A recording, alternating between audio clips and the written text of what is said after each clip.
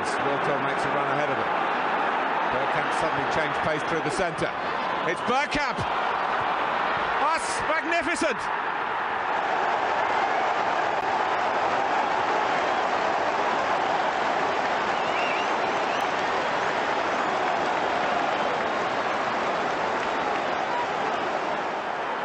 The move, and then this, which left Davies Ass totally stranded.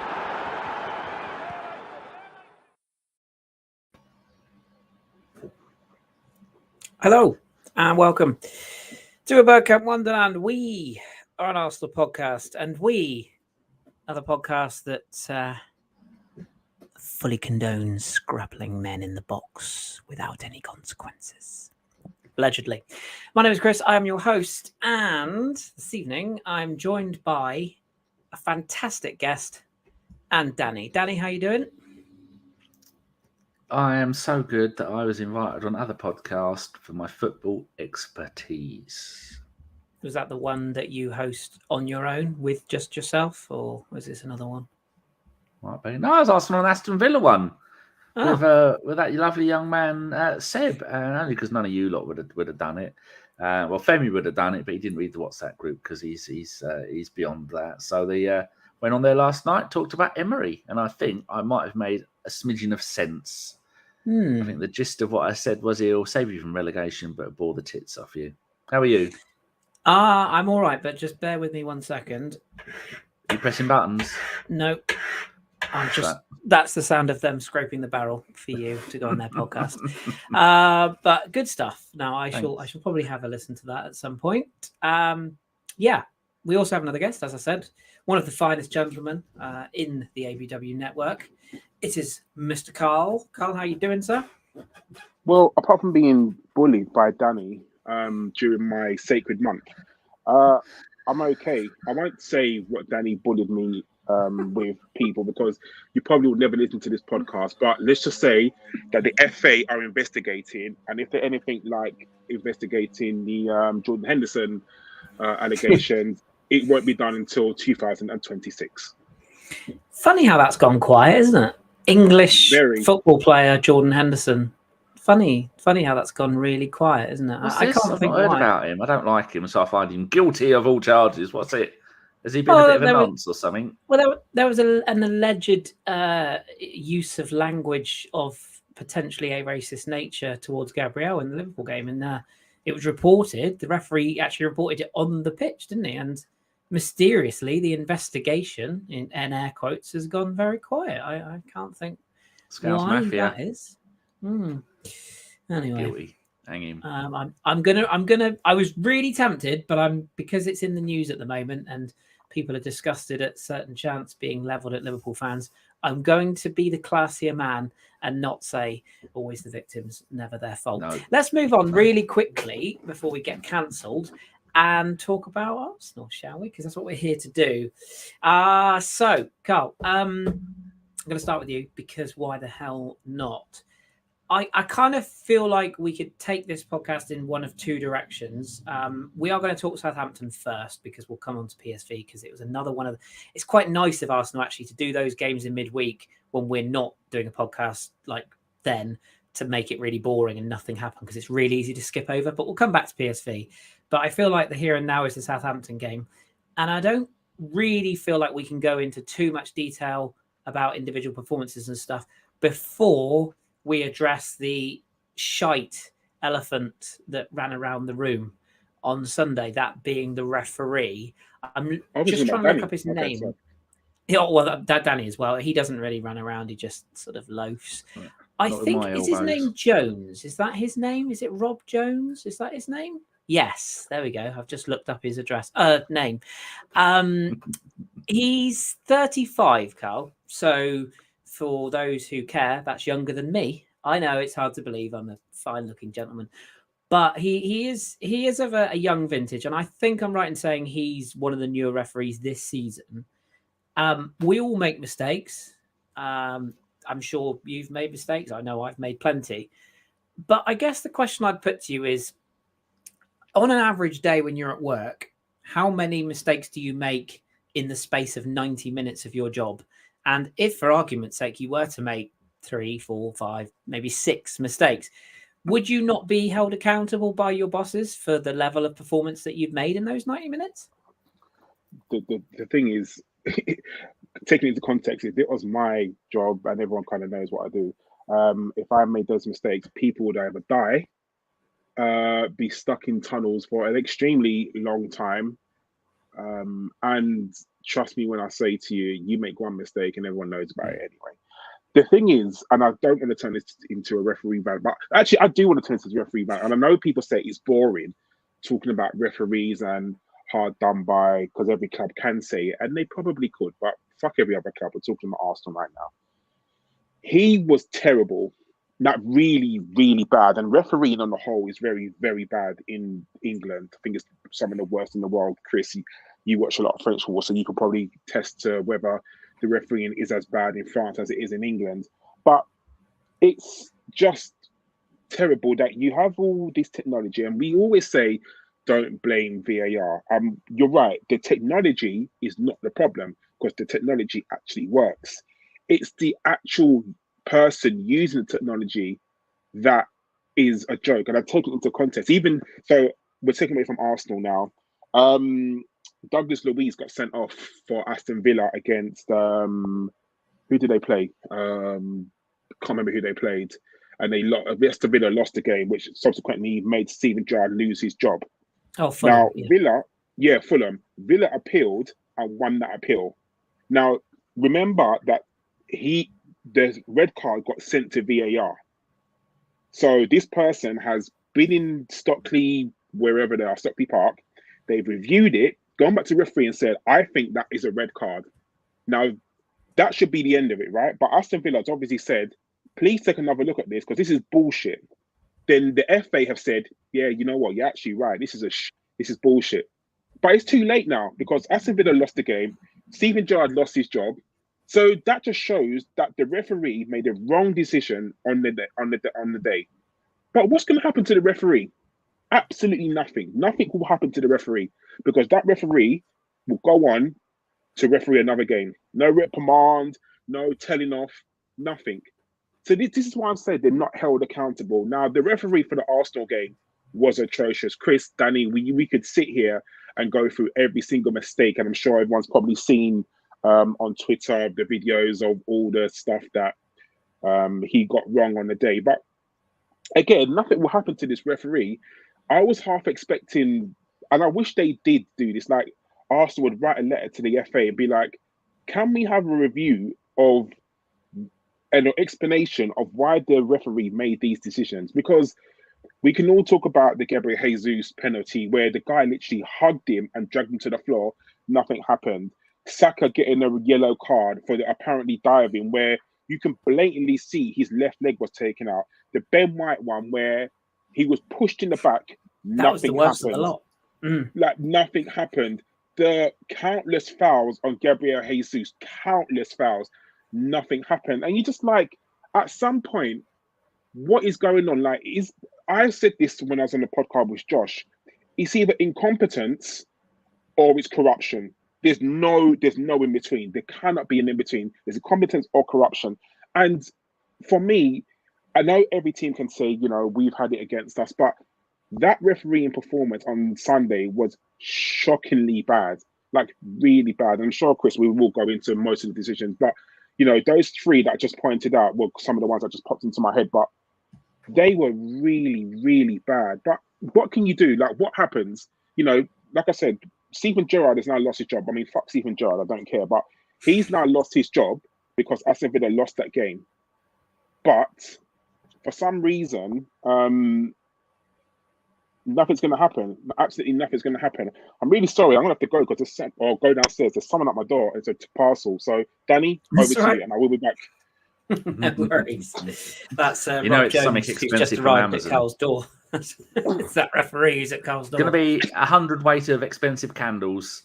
Yeah. We're going to light them all, and then we're all going to sing songs together. Go on. My question to you, Danny, is, and I, much like Karl just said there, the last thing I ever want to do on any podcast is come on and say, oh, it's the referee this, it's the referee that.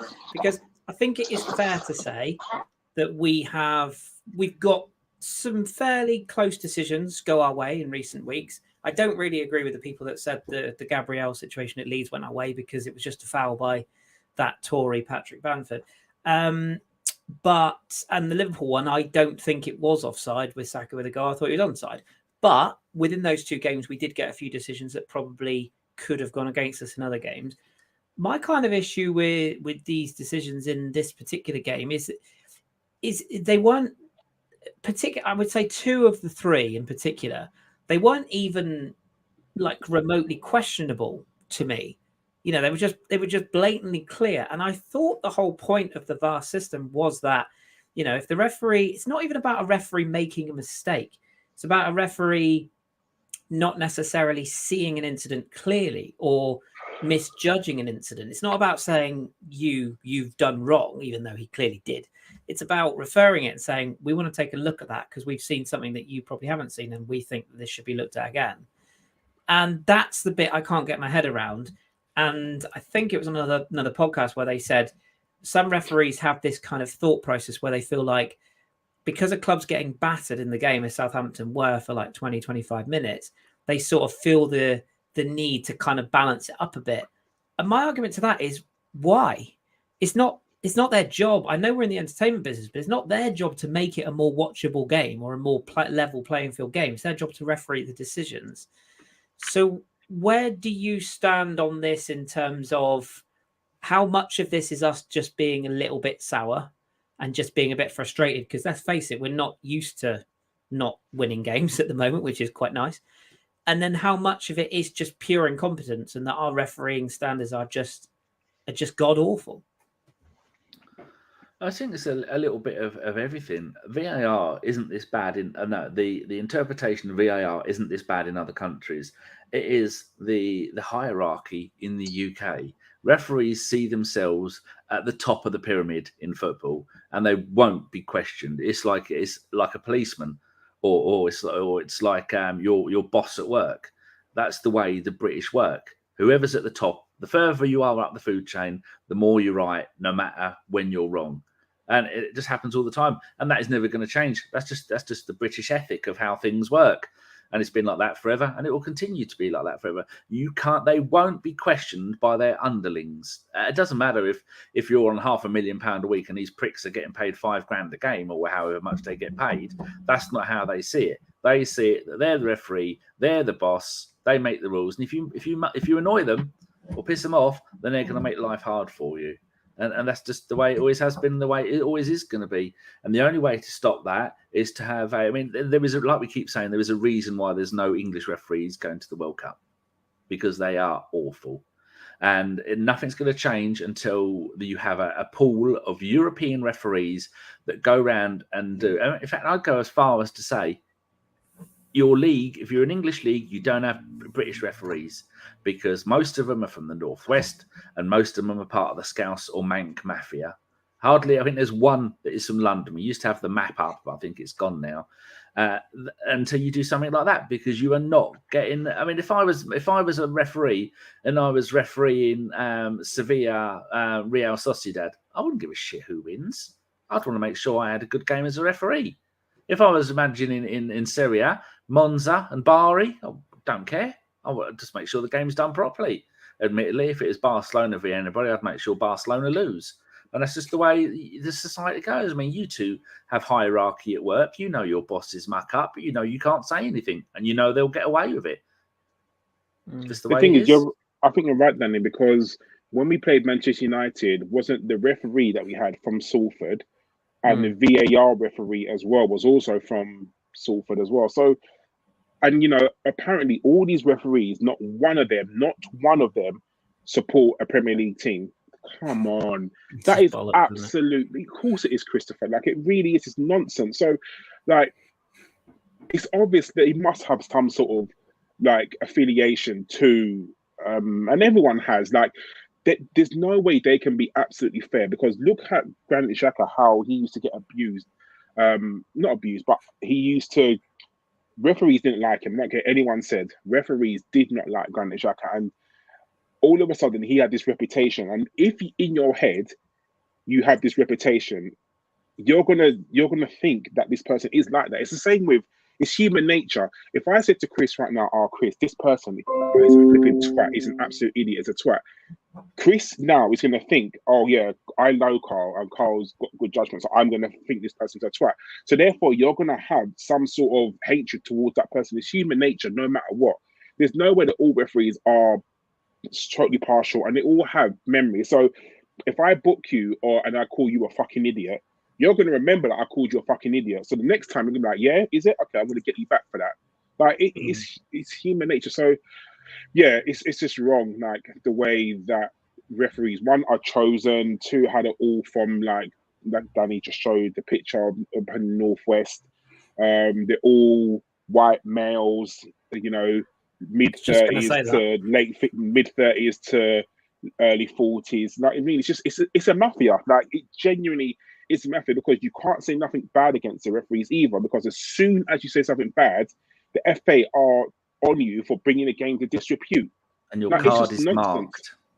Yeah, exactly. There's just no accountability. This is what bothers me.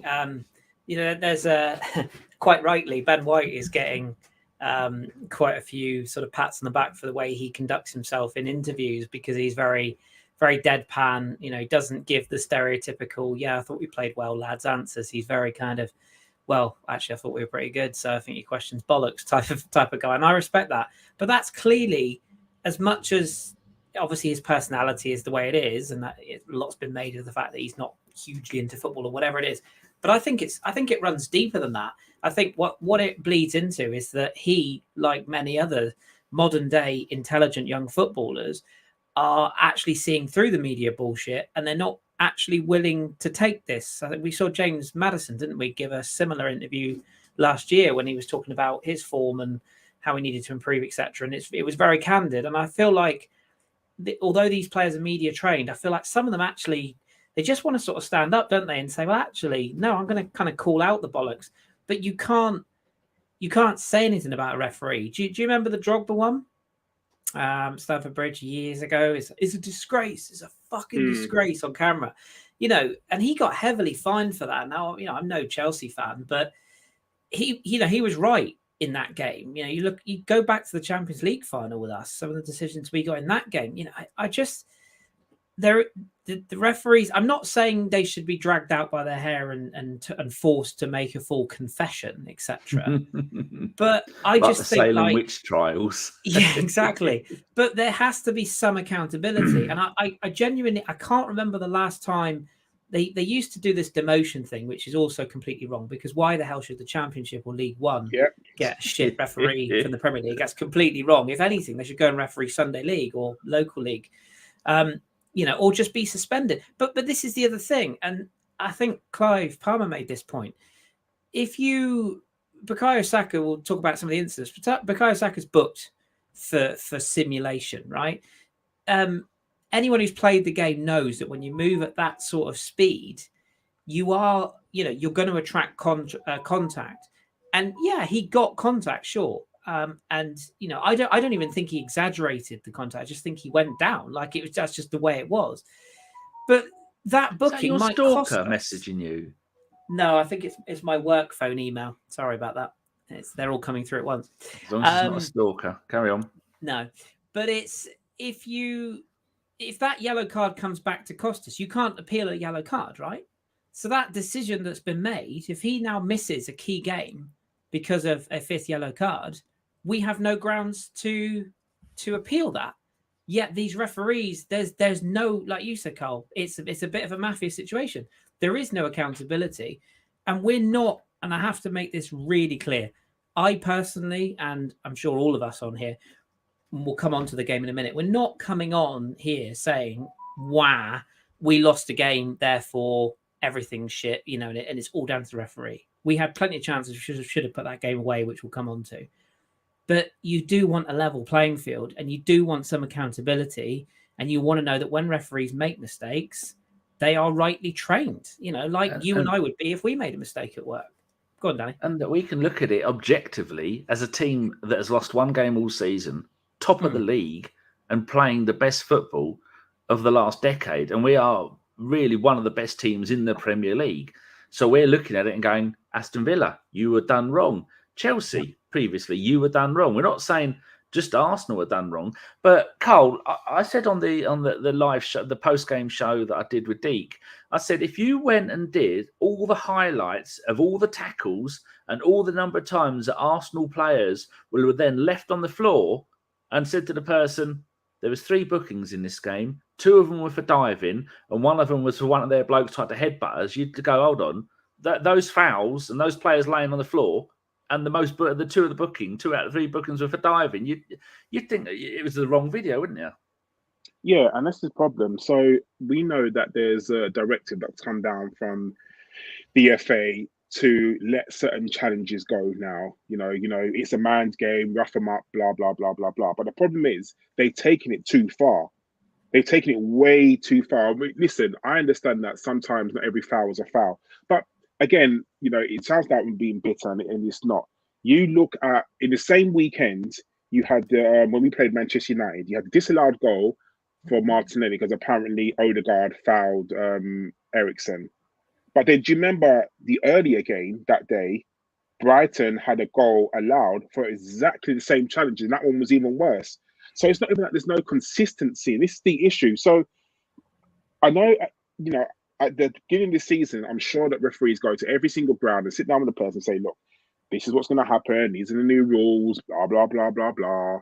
And it's just like, where is his accountability? Like, I know there's a new person, not Graham Poll. What's his name? Why did Graham Poll pop into my head? Oh, the new head of the PMOL. Yeah. So he starts in January, right? And he's, everyone who starts a new job, like, comes in, I'm going to do this and I'm going to do that, blah, blah, blah. But, what accountability do referees have? They don't. And like you said, this is not just an Arsenal thing, because like you said, Aston Villa got done. Liverpool have had decisions go against them. The one last night, I don't know if anyone saw West Ham versus Bournemouth. That was a blatant handball. And then they said, because it wasn't in the phase of play where the goal scored. What are you talking about? Well, that's all right then. It's in the box. Like, so it's handball. If you murder somebody in the first instance, but it leads to a goal, that's fine because it's second phase of play. Yeah. It makes no sense. So, like I said, it's not just an Arsenal thing. Every single team can have a complaint against referees. So I don't know. Like, I don't know what needs to be done. Maybe Danny's right. Maybe there should be a pool of referees from Europe. But obviously, that's going to be horrendous to try and organise and travelling and all sorts. And so that can't never happen. But I just think they need to rip up the whole ethos of the PGMOL and just start again. Because, like you said, how can all the referees come from up north? No non-white referees. Like, it's just a bit of a joke. But you know what? Women. How long has Sean Massey been a lines person for? And never been allowed to manage referee a game. But not only the diversity side of things as well, but I think like the media side has to be worked on, because I sat and watched the Sky Sports presentation. What is it? Ask the Ref or Fondle the Ref or whatever the hell that segment's called. And is it? I think is it Dermot Gallagher? I think it is. Yeah. Sitting there going, oh well, no, it's just a tangle of legs for the Gabriel Jesus penalty incident. It's like, we're not looking at his fucking legs. It's the fact that he's basically inside his soul, And by the way, Duvan Chilata played in France. He played for Marseille. I can tell you from experience of watching him week in, week out for 2 years that he was at Marseille. I think it's 3 years in the end. He is a very handsy centre-back. He is your classic archetypal handsy centre-back. He's like the Croatian Tyrone Mings. He loves a bit of the old this shit, and he's a very physical, he's very elbowy, he's very handsy. He's a very clumsy, although somewhat talented centre-back. So he's got previous, and even referees having knowledge of players having played in other leagues, I think would do them the world of good. I would be amazed if they have any sort of training, because I do genuinely think any player that you're refereeing, if you go into a game tomorrow, just like Mikel Arteta will be looking at the PSV team ahead of Thursday, his job is to scout the opposition and work out their strengths and weaknesses.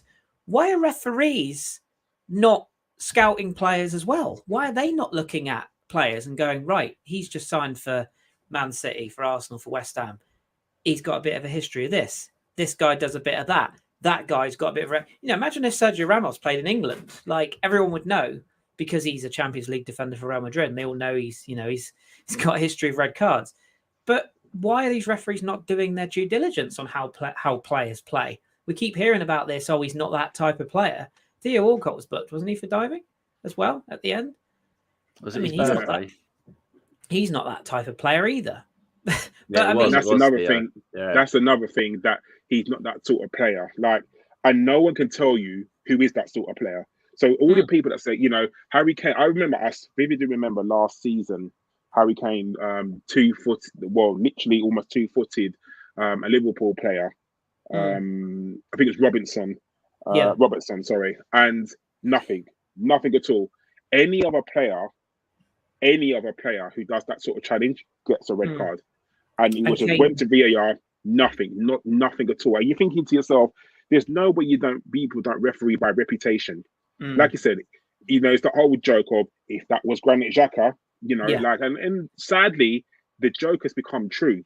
Yeah. And because now Granit Xhaka is kind of changing his game this season, and he's not putting in those sort of challenges because he's not playing deep enough to affect the play back there.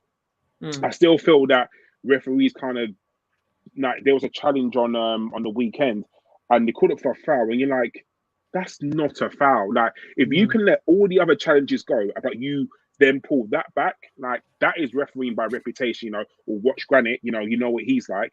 Yeah. Like, what? Shut up. Anyway. Scott McTominay is penalised for a penalty for doing the exact same thing, and this is where it comes back to the word consistency, isn't it? You just want consistency. And let's not forget as well, Harold Knighthood Kane, the same Harold Knighthood Kane who consistently puts professional footballers of his similar age and of all shapes and sizes to him under medical threat or risk of injury by consistently getting under them at headers and backing into them so that they fall, uncontrolled. Which is more dangerous than they land on their back or their neck or their head. Yeah. So, he's squeaky light.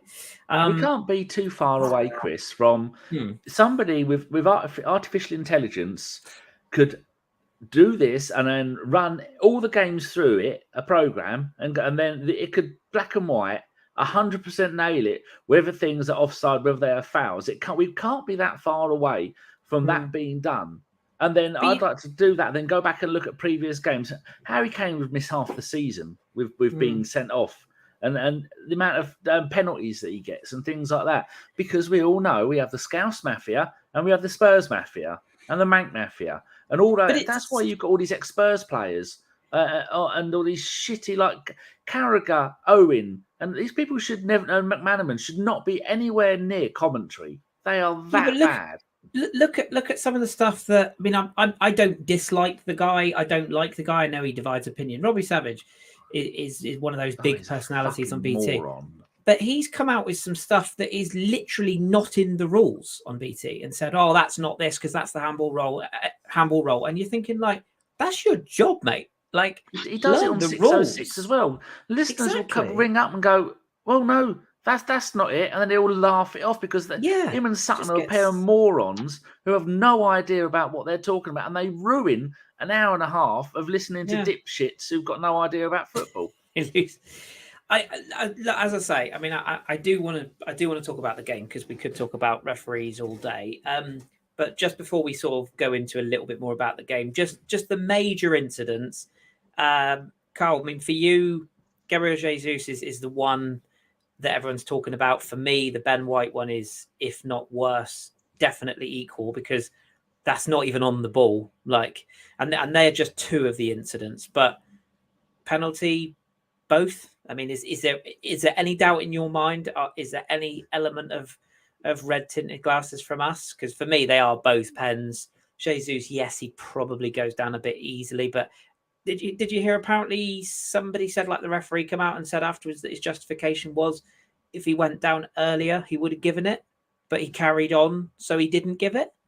So Gabriel Jesus staying on his feet has penalised himself. The Ben White one, I can't get my head around because he just shoves him over. It's just not even questionable for me. The Didn't even Gabriel get a replay. If that's true, then that's a shocking, like that admission from the referee. I'll be honest with you, I don't know if that's true. I don't think a referee would ever admit that. But the Ben White one is so obviously blatant, and I feel like because it happened and the ball got booted down the other end of the pitch, he couldn't pull it back. Like he was almost in two minds. But it's just half time as well, wasn't it? Right? The Ben White one was just absolutely shocking. How it didn't even go to VAR, which again is the VAR is not the issue. It is the people using VAR. But I don't know. Both of those were definitely penalties, but it like I said, it's frustrating, and we could sit here. We're half an hour in, so we really talk about the game. But no, it really is frustrating. And the thing is, this is not going to be the last time that we're going to be sitting here talking about refereeing decisions this season. Very, very sadly, which is going to happen again. It's 100% going to happen again. So, what can you do? Like, you literally, until the PGMOL gets torn up and rebranded, or they're under a new organization now. And thank you for everyone that said Howard Webb, he's the one that's taken over. I really do hope that Howard Webb comes in and literally changes everything, because he has to, because the way refereeing in England is at the moment, it can't be sustained, because it's losing people their jobs. It's, potentially, if we end up losing the title, if we end up losing the title by 1 point, which I'll be happy if we did, like it's only by 1 point, we would look back at this game and think that referee fucked us over. You're right. So, Chris, let's go on to talk about the game now. You're right. Yeah. We had plenty of chances to put that game away. So this is why we are not blaming the referee, because we really should have put that game to bed. We had so many chances, especially in the first half, where it was chance after chance, and the ref, as normal, anytime a goalkeeper plays against us, he plays as prime Manuel Neuer. But sometimes you have to put your hands up and blame yourself. And I think the players looked a little bit tired. I don't know about what you think, Chris. Like, you could tell that we had a midweek game, and they just looked a little bit tired. Like Ben White as well. He's been taken off, I think, twice now in the last 2 games, because one of them, I think, is probably used to playing right back, get up and down that wing. It's hard work. It really, really is. And, you can see that the team was a little bit leggy, and we didn't take our chances, which is our fault. We really should have played better. The team, I feel like we're getting to the business end of the season now, where I think in October, aren't we playing, correct me if I'm wrong, Danny, is it 8 or 9 games? 9. In October? 9 games in October, which is no easy feat. That's hard. That's really hard work. And I think also, Chris, correct me if I'm wrong, you'll probably see this in France as well. I feel like a lot of people are trying to protect themselves for the World Cup. Challenges that they would normally go into, they're kind of thinking, maybe I won't challenge, or maybe I won't exert myself. And I feel like a lot of players now thinking, I've seen a lot of players around getting injured before the World Cup. I really have got a chance of making this World Cup squad, so I'm not going to do stuff to injure myself. Element of doubt, fraction of a second before. Yeah, I do agree, Danny. In terms of the sort of the setup and what we went with, I felt like this was, and we've praised many times on this podcast, and we will continue to praise the job Mikel Arteta has done. I felt like he got one thing, maybe 2 things, but certainly one thing wrong in this game, and that for me was the selection of Takehiro Tomiyasu at left back over Kieran Tierney in this particular game. I know he's not a big fan of having 2 fullbacks raiding forwards, bombing on. But for me, when you've got Ben White at right back, you can easily say to Ben, look, today I'd rather you curb the attacking threat, because we're going to use Kieran to go down the left. Now, obviously, in hindsight, that means that Ben White's brilliant cross isn't into the path of Granit Xhaka, which was brilliantly finished. But I just felt that Tomiyasu, the job against Liverpool, brilliant. Managerial masterstroke. Thought he was fantastic.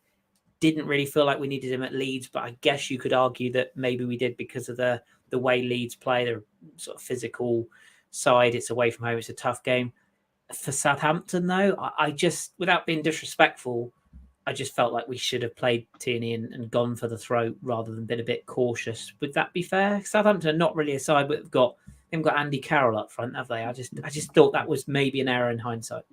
Well, we were talking about this on some of the preview shows and the post-game shows, saying the whole point of playing 4 centre-backs is for defensive marking. So if you've got someone like Salah playing there, and then it's good playing Tommy there, because Salah is going to struggle to get past him. Tommy's got pace, he can tackle, he's good in the air, is an all-round brilliant defender. But when you're playing against a bloke called Mohamed El-Onusi, who was so bad for Southampton last season, the season before last, that they let him go on loan to Celtic. I mean, he scored 17 goals that season for Celtic, but this season, he's no goals in 11 games for Southampton. In his Southampton career, 4 goals in 57 Premier League games. Now, that is not someone you need to worry about. Now, although he did get the assist for their goal, which was a bit of a calamity, but you don't need to worry about that. And so when you play Ben White at right back and Tommy at left back, you've got, again, a contradictory. You've got very little creativity, although Ben White did set up the goal, and Ben White has done that a few times, and Tomiyasu has done that at right back a few times. But you don't need to play either of those two as out-and-out defensive players to do the marking of someone important, because they haven't got anybody important. And so if we'd have had Tierney, he'd have been up and down that wing like John's knickers on a dirty weekend in Skegness. It would have been endless, up and down, up and down, up and down. It causing them havoc, but they didn't. And so there's not enough threat from us down the wings. And we see, how often does Martinelli struggle in a game? And he struggled partly because he had a psychopath marking him and getting away with absolutely everything, thinking it was like a Royal Rumble or something. And Saka was a little bit quiet down the right-hand side as well, because they're having to do all the creativity on the right and the left, and they have to make all the runs themselves.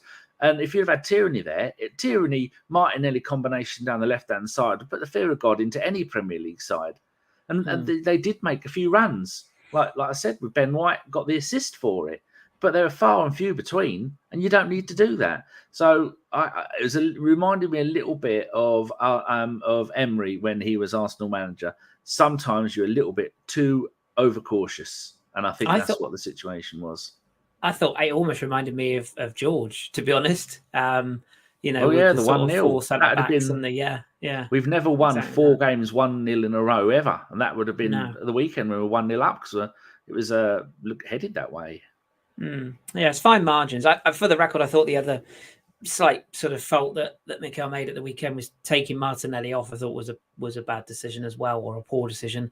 I thought he was the one that actually looked like he was a threat all day long, and they were scared crapless of him. I don't know whether you could have brought off another player, and I just feel that this sort of idea of bringing on, Juventus are losing again. This idea of bringing on Nketiah for 20 minutes and playing him left is I don't understand that at all. Let me ask you about that, Karl, because I'll bring you in on Gabi Jesus at the same time. For me, it is like a case of you play Nketiah and Jesus as a 2, or one or the other, or worst case scenario, you're chasing a game. I think it's Gabi that you move wide because he gives you more. Nketiah is literally a finisher, isn't he?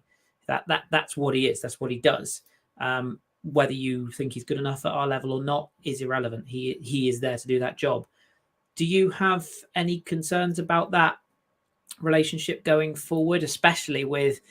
And I personally don't have any concerns about Gabriel Jesus' form. Personally, I just don't. I think I might touch on what I think in a minute. But what do you feel about that situation? Because his conversion record is down at the moment. He did miss a couple of good chances on the weekend, and that decision to play Nketiah wide, it didn't really help, did it, in the last 20 minutes? You're on mute, by the way. That's one. Yeah, obviously. I have no concerns about Gabriel Jesus. He will become good. but I'll let you talk about that later, Chris. I think that playing Nketiah wide, when Arteta does good things, like playing Tomiyasu against Liverpool, we will praise him. Brilliant masterstroke. When he does stuff wrong, like playing Nketiah on the left, is wrong. Like Nketiah is not a left winger. Not not sure what he's trying to do with him. Like you said, he is a finisher. He is a archetypal fox in the box. Get the ball, score. I don't get that. But the problem is, if you don't trust Marquinhos, then we have no one else to play on the wing. And this is what comes into the... Yeah, but he obviously doesn't trust him. He obviously, there's a reason why he doesn't trust him. And he should have gone with 2 up front. I still think... in that game, I think and I know obviously he got the assist, but I wouldn't have played Odegaard. I would have played Vieira. I then brought Odegaard on. I know Vieira played in midweek, but I still wouldn't have... I would have played Vieira, definitely. And I thought you should have brought Vieira on a lot earlier as well. His cameo was a bit off, though, wasn't it, Vieira, as well? I felt like he... Well, when you only come on with, 10 minutes, I think, did he come on 10 minutes to go? What can you actually do? Like, I feel like you should have brought him on much earlier. Thomas Partey was having a little bit of a mare. And I understand the reason why he didn't take Thomas Partey off was obviously because, Southampton were growing into the game and they were becoming a little bit dangerous. So at the point of, I think he either wanted to settle for the point or he wanted to just have a little bit of stability at the back. And we can talk about Sambi later. I'm a bit worried about Sambi, but it's another conversation. But I felt like he should have changed it earlier. And if he wanted to play Jesus for the whole game, then if you're going to go for broke, when you bring on Nketiah, you are going for it. I felt like he should have pushed him up front. And even if he wanted to nurse Martinelli back into the game because he'd been out injured, and he probably needs a little bit of rest, just like Saka, I felt like, you should have brought on Nelson or Marquinhos because the quality of the unknown is really good. So these Southampton players would have been like, who's this Marquinhos guy? And you just told Marquinhos, do what you do, run at players.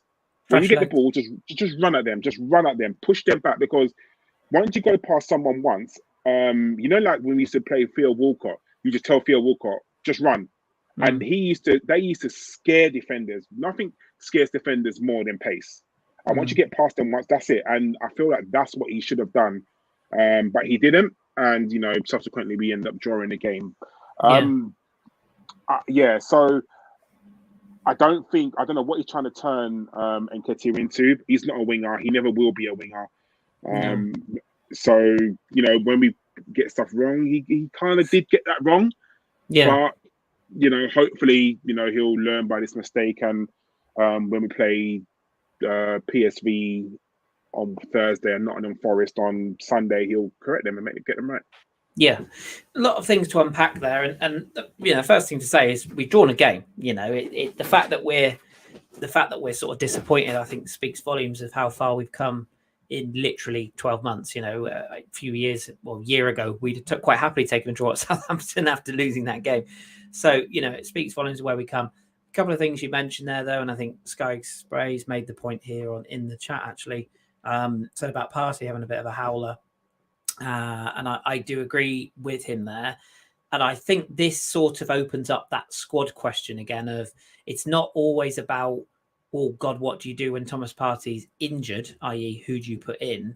It's also about, well, what do you do when Thomas Partey's not on form or is not having a good game? You need to know that you've got the change available. And like you, I think Vieira, I still think he's got a lot to go. I think he's a naturally brilliantly gifted young player, but he openly admitted himself he's still bulking up for the physicality of the game. Southampton away, like Leeds away, is probably not really the games for him.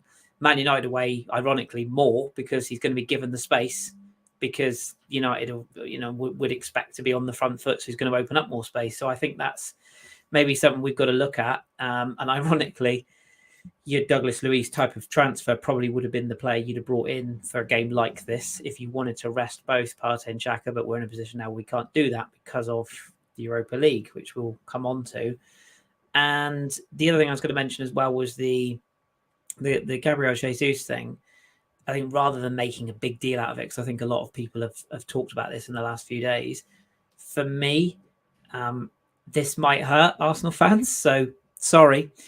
There's a reason Manchester City let us have Gabriel Jesus. And that reason is they bought Erling Haaland. There are levels. And Gabriel Jesus has been brilliant for us. He's a brilliant personality. He's a winner. He will get goals for us. I've got absolutely no doubt about it. He's already proven that. He leads the line well. He works hard. He gives us a threat. There's no concern here. You just have to look at his career and understand that he does miss chances. His conversion rate is not up there with the very best. And if it had been, there is no way on this world we would have bought him for 44.5 million quid for Manchester City. We just wouldn't have. He'd be in their team tonight in Dortmund. So, sometimes you have to kind of look around you a little bit and just be a bit more self-aware and just sort of think about it a bit and go, yeah, actually, on another day, he probably has 2 goals at Southampton. On this day, he doesn't, Strikers go through those periods of time. Nobody's talking about how Harry Kane is not free scoring other than penalties or 3-yard tap-ins, are they? So, that's just where I would draw a line under that. Danny, in terms of the sort of impact this has on the PSV game as we head into this, I think we had a question. I'll bring it in. I'm going to bring it in now because it's relevant now. Sam Roof's question, which was, do you think Arteta taking him off with signs of him starting on Thursday? I don't actually know which player he means there, so apologies. But anyway, what would you do with PSV? Martinelli. Martinelli was it? Okay, yeah, so that makes sense. Arteta has made a point of playing, I would say on average 5, maybe 6, what you call your Premier League first team in the Europa League. Would you like to see us rotate slightly on Thursday? I.e., would you like to see Nketiah come in and play up front instead of Jesus? Would you like to see a convenient little niggle for Odegaard or Ben White or Gabriel, who, by the way, is playing every game brilliantly at the moment, Gabriel? Would you like to see a few of those rested, or do you want to see us go and win in Holland and secure qualification, secure winning the group and deal with the rest later? Yeah, that's a tough one. All we need is 1 point from this game, and then we have won the group. We've already qualified for the next round. Zurich have lost 4 out of 4 and are horrendous in this group. Do we throw this game or risk throwing this game by resting all of our players to make sure that they are all fresh for the Forest game? I'm not sure we need to do that. If it's an important Premier League game coming up, I know Forest have just beaten Liverpool, but if it is an important away Premier League game coming up, then I'd be more worried about the PSV game of who to rest. But I'm fine going to PSV, and if we lose, we lose. It really doesn't matter because we're not going to lose against FC Zurich. That's not going to happen, not in a month of Sundays. So I would play a complete backup squad against PSV. Say, go on then, it's your chance. Go out there, show us what you can do. Try and make your name for the first team and see what you're going to do. It'd be Eddie. Oh, pardon me. It'd be Eddie playing up front. I'm a bit concerned about Eddie this season. 11 Premier League games he's played in and 0 goals, 0 assists. Only had a couple of 100 minutes, but still been a little bit unlucky at times. And then I'd even rest players against Forest at home. And then we can make a decision for the Zurich game. Do we need to go out there and smash them to win it? Or can we just afford to go out there and send up the B squad for them as well? So we could theoretically have 3 games in a row where we can have a B squad or a semi-B squad. And then for the Chelsea game, which is an important one, which I think it goes PSV, Forest, and then is it Chelsea, Zurich or Zurich, Chelsea? Actually, I don't know. I've got all the fixtures up here. It's PSV away, Forest at home, Zurich at home, Chelsea away. So we can rest for those 3 games because Forest are not going to come to Arsenal and beat us. They are a shambles of a side. Van Dijk should have scored a hat-trick for Liverpool against them. That's how bad they are. They went mental. Sean said it was amazing up there. All the Forest fans in Nottingham are just over the moon. But then that's 3 games we can rest because that Chelsea game is going to be, just looking at that, probably our hardest game of the season so far. The Man United, we made it hard. It wasn't a hard game. The home game against Spurs, that was easy because they're shit. But that Chelsea game, that is you haven't played anyone big this season away at Chelsea. Chelsea, under Harry Potter, are keeping clean sheets. They're winning games. They're doing well. We've got that twat Aubameyang there who needs to be silenced. So, yeah, 3 games in a row for me of a mixture of B and reserve team players because, that Chelsea game could make or break our first half of the season. Interesting. Do you agree, Karl? I sort of feel like it's got to be a mixture because I kind of want to get the job done with PSV. Do you know what I mean? Because I feel like we've got, as Danny said, Zurich, where we could rest players then if we're through. And then am I right in saying we've got Brighton the following week in the EFL Cup? I think that's the following week. on Monday, I think. So we've got opportunities to rest players. I don't necessarily agree I don't really agree that we could rest players against Forest because I think the Premier League is your bread and butter. You've got to play your strongest 11.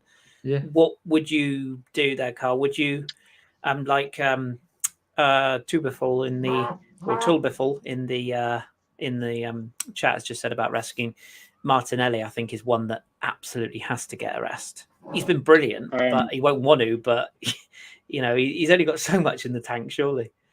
If it was me, I would have Martinelli and Saka nowhere near the PSV game. Wouldn't start them. I would genuinely start on the wings. I would start Nelson and Marquinhos.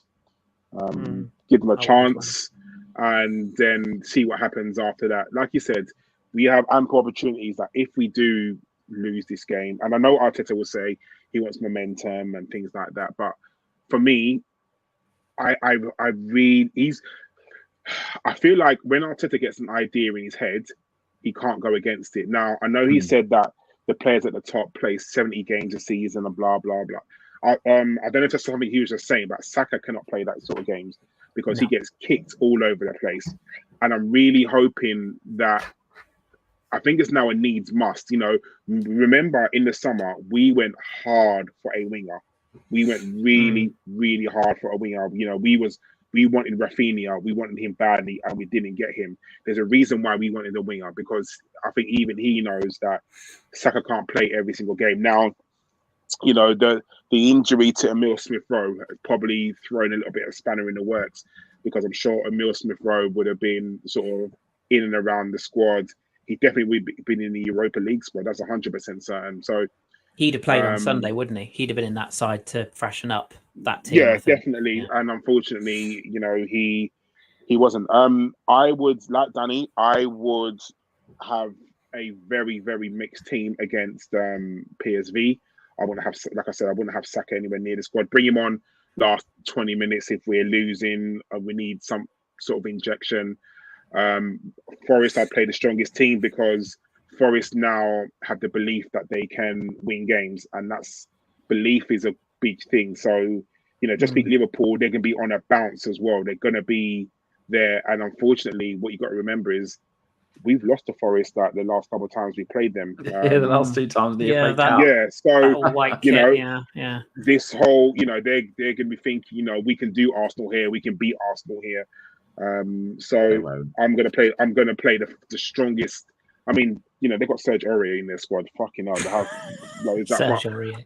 I got not a horrible feeling, but I think that game is actually going to be a lot tighter than people think. If somebody offered me 1-0 now, I'd quite happily take it. I don't think we're going to go out there on Sunday and roll them over 4-0. I really don't. Oh, yeah, definitely. Before that, I'm just going to stop. Sam Roof has just given us $10 US, and considering how much the dollar is to the pound now, fucking hell, Danny, we're rich, millionaires. I know. We're gonna buy Arseblog. We're gonna have hostile takeover now. Thank you, Sam. That's very kind. Thank you, Sam. Yes, Sam, very kind of you. But yeah, I like you, Chris. I think that the first game is going to be harder than people think. I think just because they're at the bottom of the table, people think it's going to be a cakewalk. Well, just ask Liverpool what they thought of Forest. And I know they were at home, and I get that. I totally understand. But like you said, Chris, the Premier League is our bread and butter, and that's out of everything, out of Europe, out of FA Cup, out of League Cup. that's the one that we want the most. I'm not saying we're going to win the Premier League. I mean, that's the one that we need to take the most points from. And as Danny alluded to, we've got 3 opportunities to get 1 point. Not even, he says this, I don't think even Arsenal could mess this up from there. Shades of last year, I know. Famous last word. Yeah, but I'm sure we're going to get 1 point from at least one of those 3 games to top the group, because we want to top the group, because we don't want to go into that stupid playoff where you have to play extra 2 games. No one wants that. No. But yeah, we need a mixture of a squad. We've got to start rotating, and I think that's what Arteta doesn't do very much, and I wish that he would. And maybe there's a trust issue, and I think now is probably the best time as ever to talk about Sambi, Kris, because Sambi worries me. I don't know if it's just me or anyone else, but he worries me that I feel like he gets opportunities to play, and then when he doesn't play, he's miserable, and then he goes on various podcasts and starts moaning about not playing, which kind of annoys me. Like, yes, you can be frustrated about not playing, but think about why you're not playing. Are you better than the person who plays in your position, Thomas Partey? No, you're not. Are you better than Granit Xhaka at the moment? No, you're not. Are you better than Martin Odegaard? No, you're not. So the players that you play centre midfield, the 3 players in front of you, you are not better than. So how you get better than them is to play. It's not like you're not getting any opportunities, because you're getting games. You played every Europa League game, and there is no Europa League game that he's impressed at. Even the games when Thomas Partey was out in the Premier League, he didn't. I'm not saying he didn't impress, but he was really average, and I feel like he moans more. I mean, surely in the documentary, do you remember when him and Nketiah were sitting at the table and they were like, why are you not? And Nketiah was like, why are you not smiling? What's wrong? He's like, you're not playing. And Nketiah was like, shut up. Like, do you think you're the only person not playing? Like, I want to play as well. You just got to get on with it. And I feel like he can't get out of his head now that he should be playing. And I feel very soon that you're gonna see in the press that he wants to leave, and if that conversation hasn't happened behind closed doors already, I think it will happen soon. He strikes me a little bit of a player that Arteta will get quite tired of quite quickly if the current trend continues. And like he was so quiet in the All or Nothing. He was very strange, wasn't he? Very quiet and reserved and distant I think, from all the players. I think a lot of that depends on the circumstances, though, because Nuno Tavares was very quiet and withdrawn in that as well. And since he's been at Marseille, he's like really come out of himself. And okay, it's a different culture, different city, etc. But he's really his game's really gone on. He still can't defend for Toffee, by the way, in case you're wondering. But he's really come on in terms of his offensive output and in terms of his playing time and his personality. So I do think that sometimes, and let's not forget, as I've said 100 times, and I'll continue to say it, I was wrong about a lot of things I thought about Mikel Arteta. One thing I'm still stand by my guns is he is a micromanaging fuckwit. The guy is obsessed with small details, and personally, I imagine he'd be an absolute fucking nightmare to work for. But that's what makes him, Guardiola light, isn't it? That's what makes him potentially that next cab off the rank of Guardiola style managers. He's always going to love a Venn diagram over a McDonald's and a film. But there's a quote for you. But I do think that he demands a lot of players, and I, like you, Karl, and I'm glad I'm not in this boat alone. He never really impresses me, and I don't know why that is, because if you look at him and his build and his style, he's got everything that you'd want of a player that age. He's physical, he's lengthy, he gets about the pitch. His passing statistics are pretty good, albeit safe passes.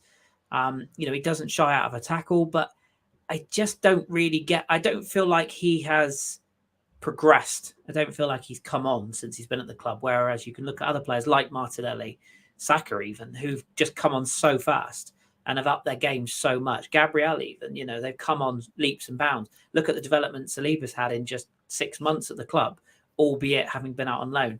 And I just feel that, personally, if we could have got that other, quote-unquote midfielder in the summer, I think Sambi probably would have got on loan. And I wonder if that maybe the Reece Nelson situation. Very good interview actually with Reece on the Arsenal website. If you haven't read it, it's worth a read. Where a player just misses his opportunity to go out on loan. I think Reece probably went on loan too many times, but you know what I mean? Ships in the night and certain things, and you just think, actually, is it going to be for him? So I don't know. It needs a bit of a confidence boost. You remember who his manager was at Anderlecht? Twins and Company, wasn't it? And you know where he's manager now? Burnley. You know where Burnley are in the Championship? Yeah. Top on there. Top Maybe he does need a loan to go there. Like, I would, if we could get another centre midfielder in the January, because I'll be honest with you, I don't know how much we're really going to see of El Nene this season. No, I think agree. His injury is quiet, isn't it? Worse than we're being told. Yeah, I agree. And we obviously are 100% going to need another centre midfielder in January. And if we do, then I would genuinely say to the company, do you want Sambi for 6 months on loan? Because he's gonna toughen the fuck up in the Championship, that's for sure. Yeah. That's 100%. He's gonna get tough down there. He's gonna realize, the time on the ball, he's not gonna be, he's gonna get kicked, he's gonna, and he's gonna play every week, of course he is. And if that can happen, that's fine. But it can only go if we bring someone else in. I think Zero's hit the nail. No, I was just going to say, I think Zero's hit the nail on the head with that comment. Sambi looks like he's the wrong player for us. I don't think it's a question of his talent. I don't think it's a question of whether he's got the ability.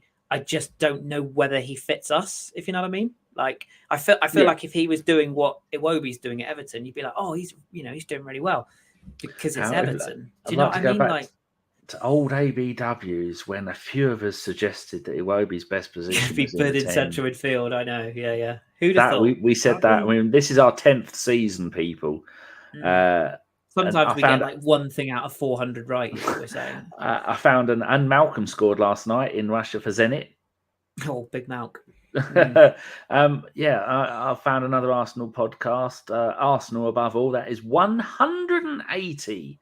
Arsenal podcasts I found. If you want that list, message me at @the_GFP. I've got a Google spreadsheet that I've made public. If you want to see the list of every single podcast, and we've got Gary on. Gary's double dipping. Look at that. Gary's on Twitch, and then Gary's on there. Gary's got his very own podcast. I've forgotten the name of it. So many. And so I will send you it, and it's got the name of the podcast, their very first show, their last show if they're dead, how many shows they've done, who owns it. Like Gary's one will say Gary, and then it will say his Twitter @, and then it say the guests that they've had on there, and have links to their Twitter, Facebook, Spotify, iTunes. I bet your stuff. Yeah, I bet you both are in the same boat as me. I can still remember like lying in bed at night covered in cream. No, sorry, that was something else.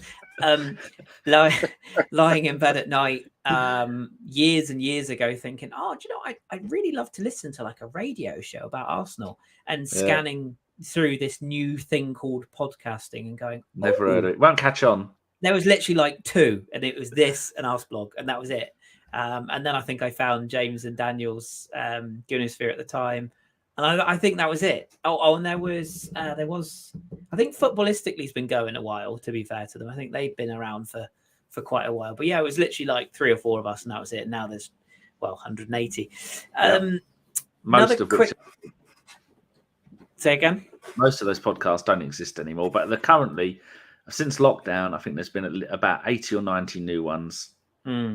Do you know what slight tangent, I'm going to ask Karl a question in a second, but slight tangent. Do you know what I always think there's a gap in the market for?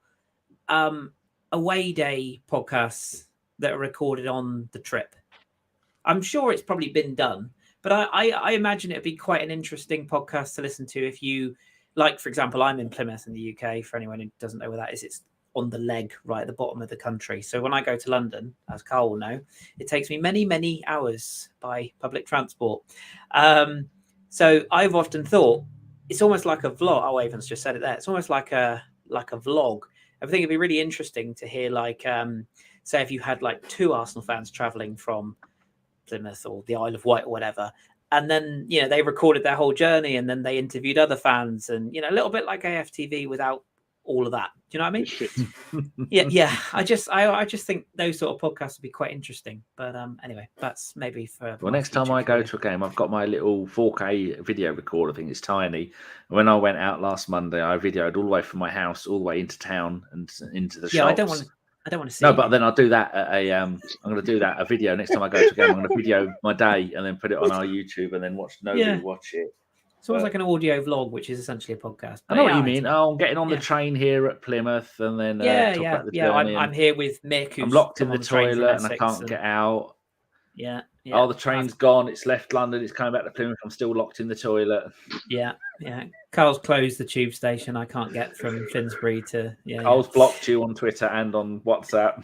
Yeah. Or as the last trip up will be. Jace has got off at the Bloody Angel. Fuck it up. Highbury and Islington. That was so funny. Do you know what?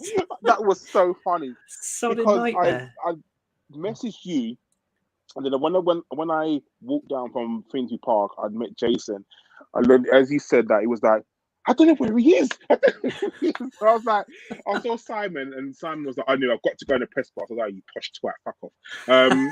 And then I was like, Jason, he's up there. He was like, well, I'm not going up there. And I was like, right. And I was going to meet Kris. That day was just, Danny, funny he was there. It was, the one day I will be. I spoke to the Welsh legend himself today, actually, and he's plotting another trip. He's plotting my murder. Well, that he always plots that on a daily basis, but no, he's keeping well. So I shall probably be popping up before the well, actually, I don't know. Because we've got the World Cup in the middle of that, haven't we? But yeah, we're plotting a game anyway, so we'll be up again soon.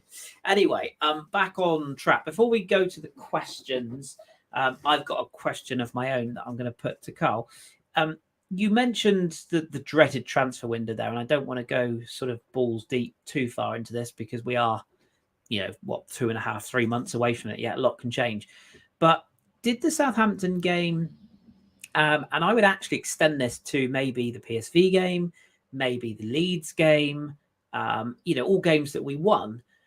But did those games sort of shout to you maybe the need for a different type of centre forward still that we're missing? Because I feel like I'm a little bit alone on an island here because I know everyone is talking about, we need another wide player. We need another central midfield player. And this will make you, this probably will make you turn your eyebrows upwards a little here. But I felt like we needed a bit of a sort of a Bentner-esque striker on Sunday. So not just the big bloke who just stands up front and does nothing, but somebody who is a physical, tall presence, but is technically good enough and offers you a little bit of unpredictability and can mix it. Because everyone always says Giroud, but I feel like Giroud is actually probably a striker that would want to be starting games. But I feel like if we had somebody who was of the Bentner ilk, maybe without the baggage, bless him, Nicholas, that would be ideal. Do you know what I mean? And I feel like I just feel like we should be scouting for that type of thing. And I feel like he's plays for Roma. What, Tammy Abraham? Yeah, but again, he's a striker who needs to be starting. Ivan Toney, he's a striker that would demand starting. I'm talking about nearly 70 games a season.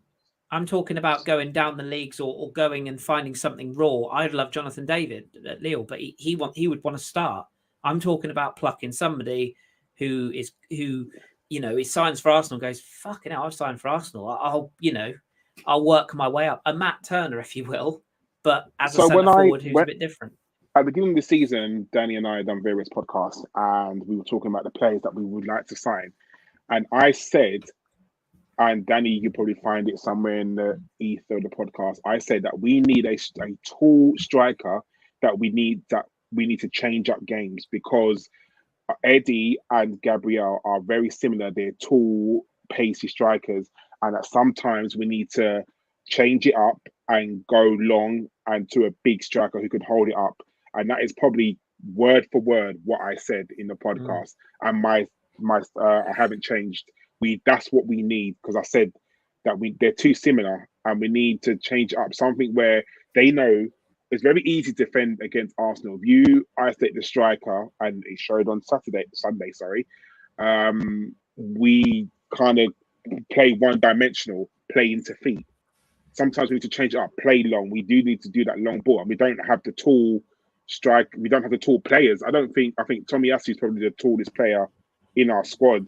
Everyone else is kind of short, aren't they? Like, well, I've had a look. Yeah, Jesus is 5'9", Saka Martinelli 5'10", Eddie 5'11".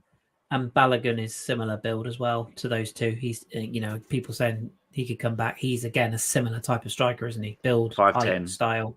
There you go. Yeah, so I feel like we do need that 6'3" striker. That, like you said, who can come on and just change the game, like throw it in. There's a few around Europe, even the Championship, even that we could definitely go for.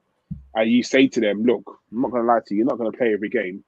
But we've got Europa League games. And if we need to throw it up, like big man, little man, we can do. And I feel like we definitely missed an opportunity, because even when we was after Vlahovic, for Juventus tonight. He was that sort of player. He was that sort of player. Even the one that played for, who's the one? Did he play for Burnley? And I forgot his name. The tall striker. Oh, Weghorst. Yeah, even him. He would have been a shout, I think. And he would have come to us about 15 million, maybe. And I feel like we definitely would have got him. But I don't know. You're right what you say, Kris. We do need to change up a little bit, but I still think in January the priority has got to be a centre midfielder and a winger. I think those two positions are definitely have to be the priority for us. Yeah. So I don't know names. I could pull yes, out you a do. few You know France. all the names. No, I genuinely don't. But is there no one in France who's a big, tall striker who, plays for one of the lower table clubs, who you just think to yourself, do you know what? You're not going to play every game, but you could do a job for Arsenal. Yeah. Well, the problem, I think the problem you have with that is I think you have to go for a younger player, because if you go for an experienced player, he's going to want to play. So you have to kind of go down the levels to the lower end. I mean, someone like Gaëtan Laborde probably would, he's a sort of a strong, powerful, tall centre forward, but he's playing at Rennes and playing very well. Ludovic Ajorc is out of form at Strasbourg. He is your quintessential Andy Carroll without hair. He's a big lump. He's technically quite good, but he is a big lump. Someone like Kevin Volland at Monaco, he's a bit more of a physical, strong centre forward. He hasn't. I mean, I don't know how tall he is. I think he's about 6'2".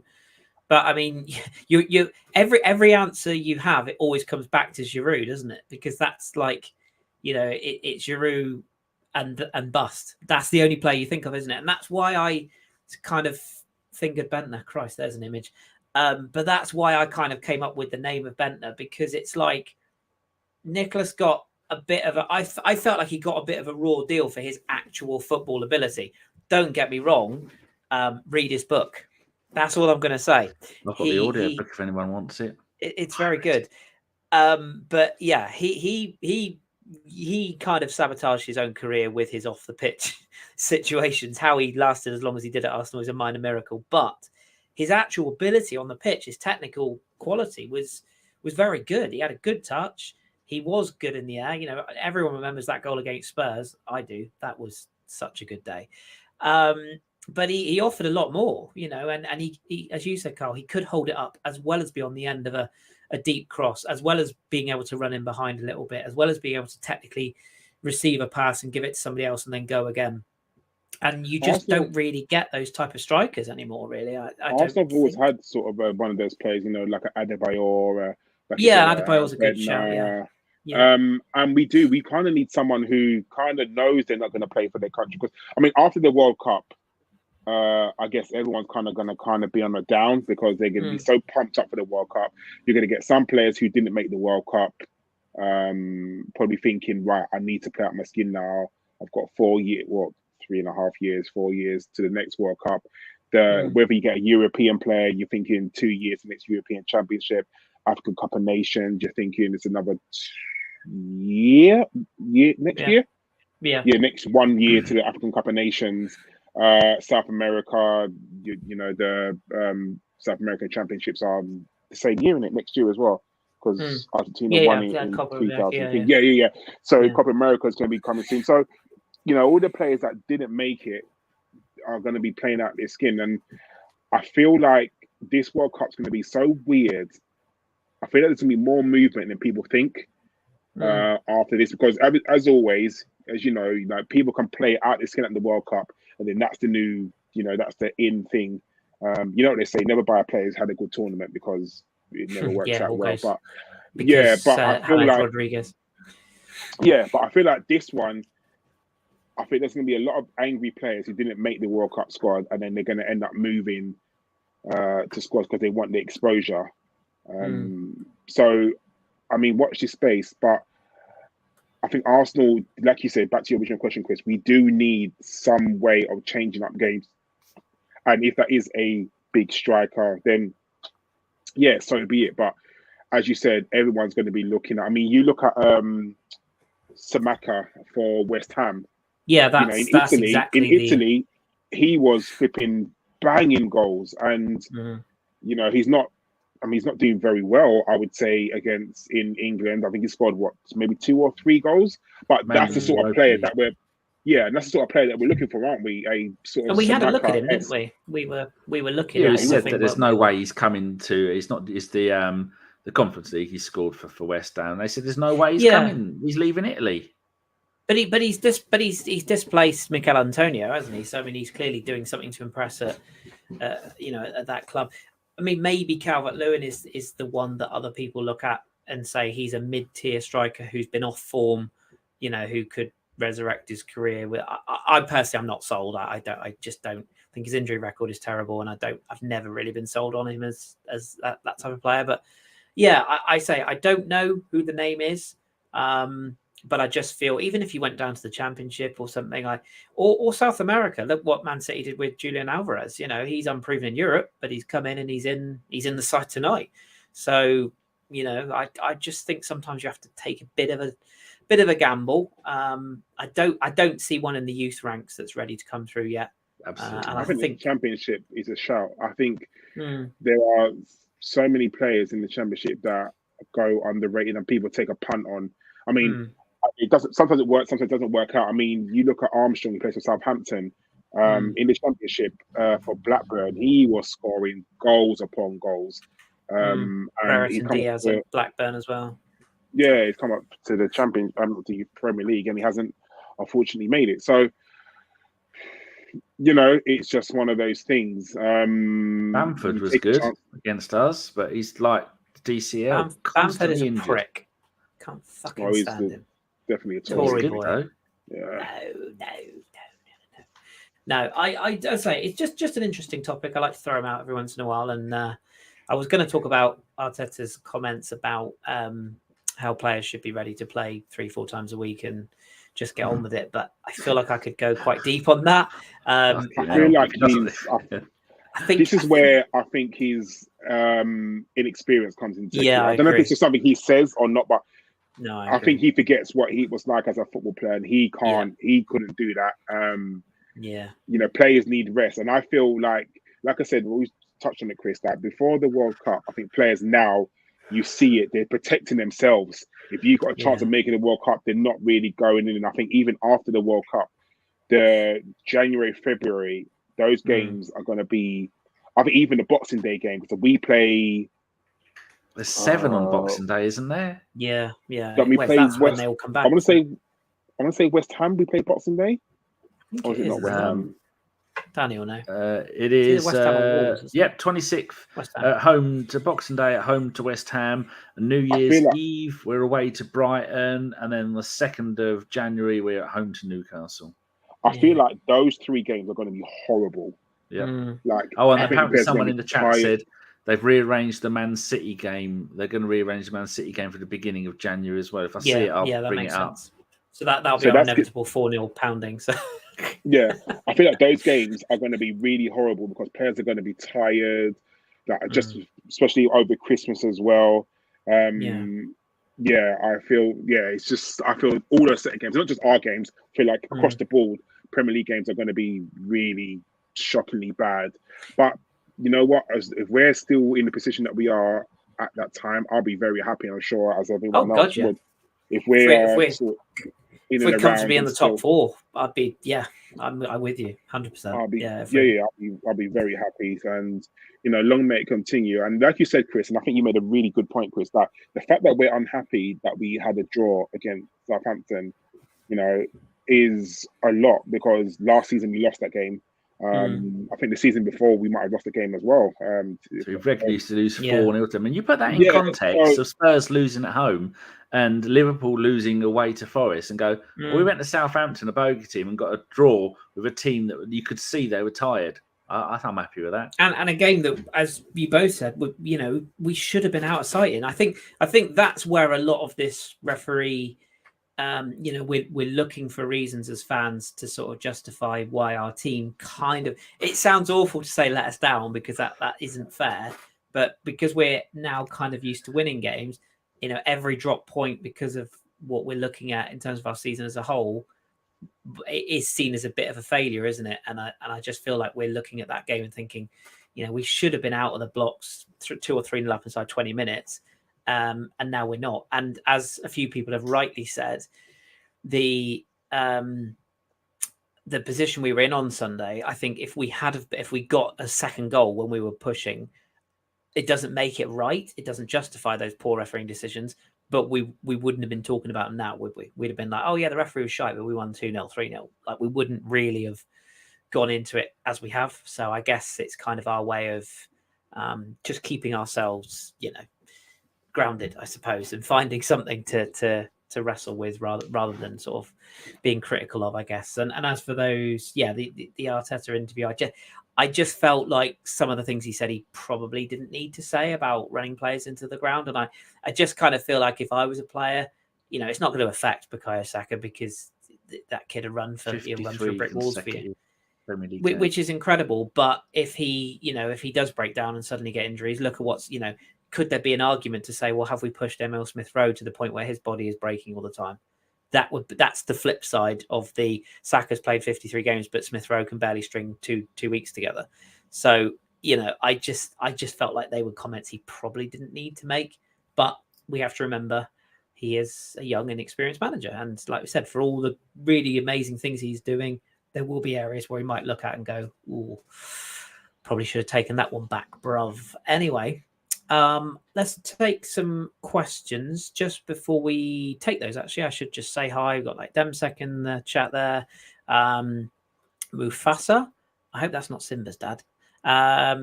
DWTT. I saw Kate, who I speak to regularly, Kate Johnson. She's in the chat today. Hi, Kate. We mentioned Zero, mentioned Sam and his kind donation. Thank you again, Sam. Avon, Mr. Boblex, who sent me a fantastic article on Lorient, which I did read. Thank you very much for that, Boblex. Appreciate that, Mr. Bobby. Central Goat, which always makes me chuckle every time I see that name. And Skyg, I think I mentioned as well. So I think I've got most of you there. But if you are watching live, thank you. First of all, Brady's Banana, there's another one. If you are watching live, thank you very much. We do appreciate you. Without you, we are just 3 blokes talking into a screen to no one. So thank you. But if you are here, do hit the old like on the YouTube video. I see YouTube have had a bit of a makeover. It looks very funky, very, very new age, their new graphics. But yeah, give us a thumbs up and a like and a subscribe, and hit the bell for all the notifications of when we go live. And if you are listening in delay, that's no excuse. Go on and do that as well. Thank you very much kindly. Right, questions then. We've got around about 10 minutes or so left. So who's doing the questions? Karl is. Danny, just ask a question. Stop being a knob. What have we got? Oh, of that game, there was one thing about the Southampton game that did annoy me, that Xhaka cut big holes in the back of his socks. They're all doing white it. Undersocks. They're all doing it. Jude but they should have doing it tonight. Yeah, but they should have black undersocks. They will eventually. Flow. They will. Do you remember when players used to wear white tape and then the guidelines got changed because linesmen couldn't tell the difference in socks? No. So now they all just cut the foot out of the sock, and it will all change. They'll change the rules. It's not too tight, isn't it? They're too tight around calves. Yeah, so that's which why is they a lot cut of holes by in the them. way. Yeah, it's Such a a load fashion of thing, isn't bollocks. it? It's a fashion thing now. Like one player does it, then everyone starts to do it. It's marginal gains at best, but sports psychotherapists or whatever, that they will have you believe it gives you that extra. Do you know what? If Bukayo Saka thinks it gives him an extra 10%, cut them to bits. I don't care. Martinelli with a little bandage on his hand all the time. What's that about? He's not Michael Jackson. I don't know. I don't know what that is. I know Benzema does. That's the same. Benzema, dislocated finger, wasn't it? Yeah. But I don't know what Martinelli's is. But then players are quite superstitious, aren't they? So they often just keep wearing these things. Don't know. Gabby, if you're listening, let us know. Start with a question from Sam for Karl. We already covered it a little bit, but do you think we will have a weaker lineup on Thursday than usual, i.e. less starting 11 players? What was your gist of what we said about that? I would like to, if I'm talking with my heart, then yes, I think that we should. So with my head, I don't think Arteta's going to rotate much. I really don't, because he wants to wrap up this group, and like you said, he wants to play the strongest team all the time, because we would have seen much more rotation in the Europa League than we have done. So I feel like he's not going to rotate as much as we really hope he will. But I just hope it doesn't come back to hurt him, because I have a feeling that if we lose like a Saka, we are really fucked, because we genuinely don't have who else. If we lose Saka, who plays on the right? Normally Smith Rowe would do, but he's knackered. Yeah, but right now, we lost Saka right this moment. Nelson. Who would play on the right? Nelson. But the problem is that's what happened last season or 2 seasons ago, where players were cold, and then he just wanted them to come straight in. The likes of Sambi and the likes of other players, he wouldn't play them for weeks, and then he would just bring them in and then expect them to be brilliant. And you can't do that. You know, players need to be match fit, and I hope he has learned from his mistakes where he has to play players. You know, the likes of bringing on Sambi. I'd like to bring Sambi on the last 20 minutes, bring on Nelson last 20 minutes. Last 10 minutes doesn't do anything for anyone. So yeah, let's see what happens. Quick update on the scores. Juventus are losing 3-1 at Maccabi. That means after 5 games, Juventus are bottom of the group with 3 points. Maccabi now have 6 points if it stays like this. So Juventus won't be going into the Europa League, because their next game is at home to PSG. So yeah. So get your bags packed, Antonio. You're wanted back in Italy. I didn't realise his contract runs out at the end of the season, doesn't it? He signed an 18-month contract. Yeah. Oh, that's such a fucking bunch of... Honestly, that club he's on, what, 20 million a year, isn't it, or something like that? Yeah, that's just for his Genius. Get Harry Redknapp back. Right. Question for you, Kris, from Avon, not Teddington. Not sure how big the coverage of the women's game is in France, but has there been any reaction to Arsenal's smashing Lyon 5-1? Because women's team Lyon are probably the best in the world by quite some distance.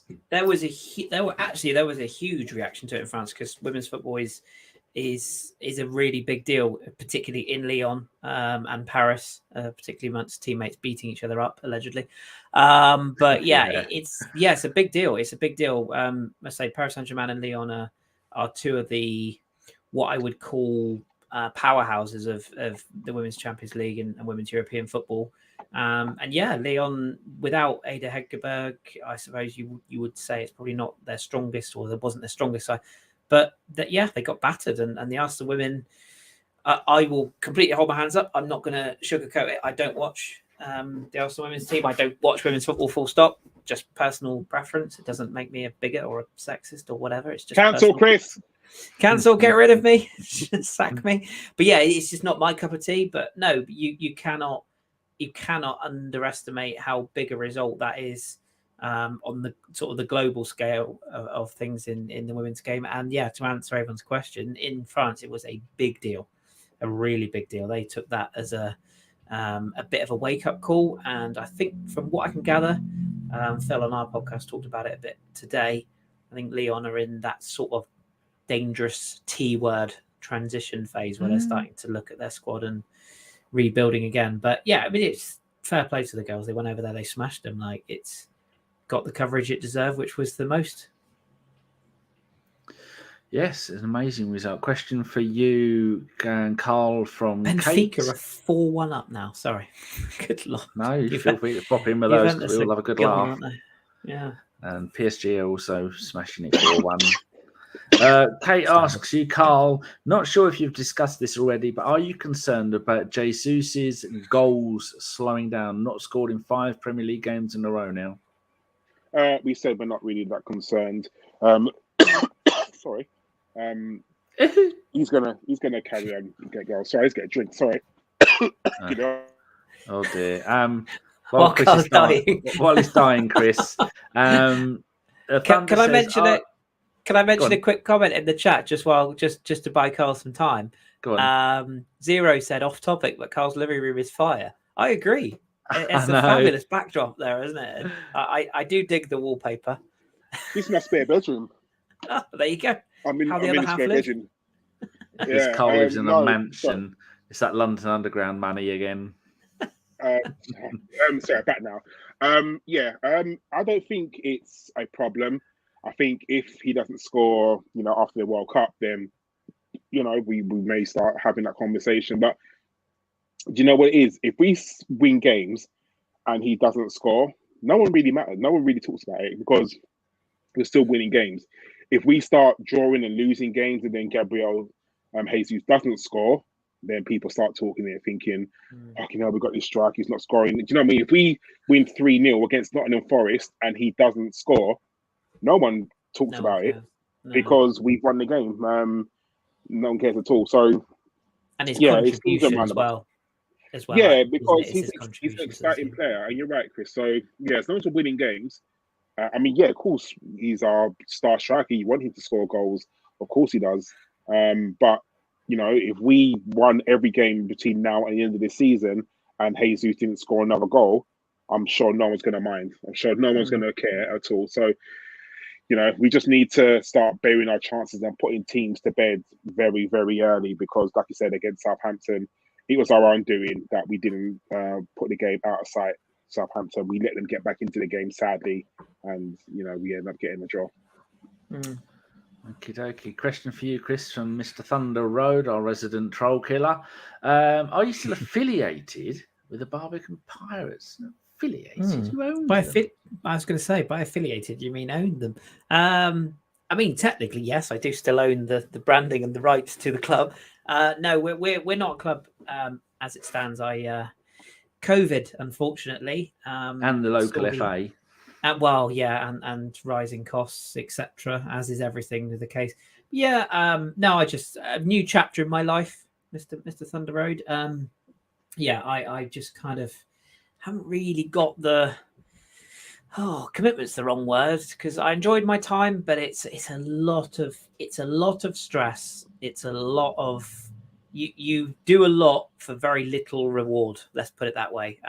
And I know this will shock a lot of people in the chat, but managing a group of 20-something-year-old adults on a weekly basis can be a tiring process. Tell me about it. Yeah, so, the story of my life with you lot. Exactly. Shut up. I enjoyed my 5 years to London, and I'm going to become Chris's number 2. Well, we're going. Like American franchises, they just up and leave certain areas. We're gonna start a South London version of Barbican Pirates. Relocate and go again. Yeah, you never say never. I might have a midlife. I'm 40 next year, so I might have a midlife crisis and start all over again. But no, I still own the rights to everything. It's still all in my name and obviously the logo and everything. So We'll keep the good ship flying high, but I think the days of running a sports team are probably done now. I have actually, no word of a lie, this won't interest many people, but I don't care. I'm going to tell you anyway. You're the boss. Exactly. I am actually in the process of marketing my own running gear. So good. Yes. Stay tuned. I'm having a logo commission for myself. So a slightly new project that I'm getting into there. So is it some hairy pirate with a badly bruised hip and a walking stick?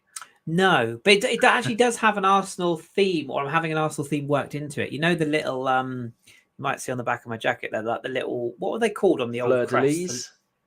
Is that what they're called? The little bell type shape things? Yeah. I've got one of those worked into the logo just as a little gentle nod that only it's one of those you don't, if you know kind of things. But Thunder emailed us many times. I know where he is. I even know his real name. It's our secret Thunder. And he wanted a top from you. And he kept asking me, and I kept asking you, and did you ever get it sorted out to make a few quid? But do you know where this probably went wrong? It's That's probably a no, because people. No, it is probably no. I think what happened I was thinking. I think what happened there was, for memory, I think Thunder was DMing me in Twitter, and I miss those messages all the time because I very rarely check it because it's usually for the crap or spam or whatever. Or girls like just in Chris's DMs, like, I really want you, Kris. Are you that Kris from the girls, podcast? Like, yeah, 14. You want to be my baby daddy? You know, and like people offering me to murder them for money and drug cartels, that kind of thing. Just a day in the life of an average pirate. So that's probably what happened. So what I would say, Thunder, is if you are still listening, God help you. If you still want our logo on something, or if you still want a top, I can still get access to garments and personalized stuff. Business.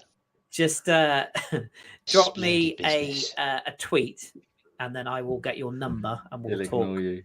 No, we'll talk. I can just forward you the email that he sent. Bless him. It's just easy. Basically, what I'm saying is, it's easy to do it on WhatsApp. So as long as you're not like some kind of serial killer, or you're not. He is. He's killed, and he'll kill again. Yeah, but no, I still do. Yeah, if people still want. Sorry. Man City just missed a penalty. Sorry. But did they miss it? I saw it. I've just seen it given. Haaland's been taken off at half time as well. Yeah, sorry, go on. So, Pete, we will advertise it here, and we'll put you in touch and show pictures and share all the stuff that he's done, and try and make the old bugger some money before he retires. He needs a new hip. Anybody who's got one? Even custom printing, like what I've done with my jacket there, I can do that for people. I don't mind. Do you want to show people what you've done with that jacket? I would, but I'll have to. Oh God, hang on. Ask another question while you're doing that, Danny. Oh my God. Anyone saw a sausage there? We're very sorry. I think I made the picture too big too quick. No sausage. It's just a standard Arsenal jacket. I think most people would have seen this last year. I don't know. It's a standard red jacket. Nothing spectacular. But I thought it was a bit boring. So I jazzed it up. I hope Adidas aren't watching because that's blatant copyright infringement. You know, you spelled Arsenal wrong, didn't you? Yeah, obviously. But yeah, so I just jazzed it up a little bit, and I think it looks quite cool. So if you don't, then that's a shame because I like it. And I don't want anybody screen grabbing that picture of Kris going back with his ripped thighs, shorts, and then printing it up and then asking him to sign it because he won't. I've tried. They're good.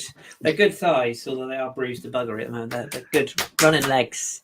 But yeah, no, in all seriousness, if people happen to want anything Arsenal related, I couldn't possibly say that I could do such a thing because it would infringe copyright. Let's move on. Right. Question for, I think it's Karl next, isn't it? I'm not sure.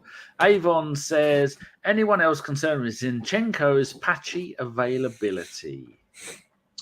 Do you know what it is? Players are always going to get injuries. They are. It's nature of the beast. You know, I'm more probably worried about Thomas Partey than Zinchenko. He's going to get injured. It is what it is. As long as when he comes back from injury, he comes back, you know, fully healed, just like I wanted Smith Rowe to come back fully healed. So at the moment, no, I'm not really worried. If he's still injured in like 2 weeks, then yes, I definitely will be worried. But sure, Arteta's saying that he's back in training, I want to say, because the thing is, Arteta, he plays his cards very close to his chest. So you don't know whether he's talking the truth or not. But hopefully, within the next 2 weeks, I expect him to be back for the Chelsea game. Put it that way, or at least in and around the squad. So I'm not overly worried. This side of the World Cup, I think the business end is after the World Cup, and that's when we are going to need everyone completely. Because if we are going to go like deep into competitions like the Europa, like the League Cup, like the FA Cup, we are going to need a squad and a fit squad of people. Just looking at his history of agree with that, by the way. injuries with Arsenal, calf injury, he's 39 days out. He had a knee injury, he was out for 8 days. And then in recent years at Man City, coronavirus 30 days, unknown injuries 27 days, fitness 8 days, knock 16 days, quarantine 12 days, another knock 22 days. So the longest he's been out injured ever is 57 days with knee surgery in October 2019 with Man City, where he missed 13 games. He's missed 9 games through 11 games this season for Arsenal. So he has got a bit of a history of being a bit wonky. It's a concern, but it's not like panic, is it? I guess I'm like Karl. I think the biggest thing is with Zinchenko is I would probably argue we're a better team with him in the team, if that makes sense. So it's more a case of I'd just like to see him back because I think he makes us a better team. But yeah, thank you, Central Goat. Thank you, sir. Right, get rid of that question. Sky has a question for you. Skiggy Spray.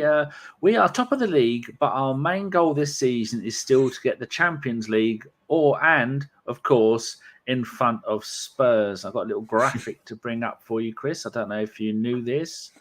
Playing for time. There, people at home and on the bus having a poo.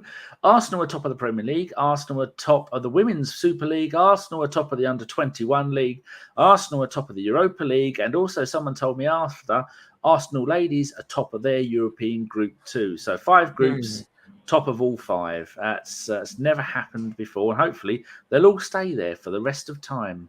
Yeah, absolutely. No, I just think it's a testament to the work that's being done at all levels of the club. I did notice the under-21s actually, because I do sort of follow the Instagram accounts. I do keep an eye on their results. Jack's doing some good work with the youth as well, isn't he? Because there's the under-21s and then there's what is it called? The under-18s, isn't it? Under-18s or the El Neni and Soares have both been coaching the under-15s. There you go. Yeah. What's that? What's the word for it? The not establishment development squad. league. Development squad. That's it. Yeah. That's that. It's always good to see players coming through there. There was a really good interview with Kiddo. No, is it Kiddo Taylor Hart? I think it was on the podcast that Eddie and Nketiah did last year. That he was on. Oh bollocks! You'd know it if I told you. I'll look it up. Very good interview with him, and he was talking about how he was very close to being lent to Plymouth, the poor bastard. Although doing all right this season. Yeah, no, just equalised as well. No, I think, although the way he suggested it was that we were actually suggesting he went out permanently, I think. The way he discussed it on this interview was almost like we were sort of willing to let him go. The Beautiful Game podcast, it's called. And it's an interview with Kiddo Taylor Hart on the 26th of September. It's really good. Really, it's worth downloading if you haven't heard it before. They did a good interview with the lad who's on loan, Norton-Cuffy, is it? Who's on loan at Rotherham. Did one with him as well. Yeah, right back, right midfielder. Magnificent. And currently, the most recent one they did was with Tyrese Campbell, who is Kevin Campbell's son, if I'm not mistaken. Stoke. Yep, indeed. Chose good to podcast. Leave Man City, at the end of his contract, to go and play for Stoke to get first-team football. Yes. And got a horrendous injury last season, was out for 3/4 of a season, but he's playing there with Paul Ince's son, Tom Ince, and Ian Wright's grandson, something. Tom Ince is at Reading under his dad. Oh, has he gone? Yeah, he went to Reading to join Dad Paul. Yeah, that's good. It was amazing for Blackpool and Liverpool for a little bit. And then his career kind of went a bit wonky, but he's doing really well at Reading, I believe. I liked Paul Ince. Yeah, the governor. I know a lot of people don't. The self-proclaimed governor. Anyway, let's get on with it. Demsec has a question for Karl. Will the club look to sell Kieran Tierney in the summer? The thing is, Josh has been beating this drum for such a long time. And every time he says it, I'm like, shut up, Josh, you fucking idiot. Kieran Tierney's not going anywhere. I'm now starting to believe, Josh. Don't say that. I've got a feeling that Kieran Tierney will leave Arsenal probably at the end of the season. As if Zinchenko can stay fit, but I still think it all depends on what happens with Tavares. That is he's gone, very by the way. Important thing. You don't think he's coming back? No, I mean, he will be gone. He won't come back. Oh, okay, Marseille Never a so left back either.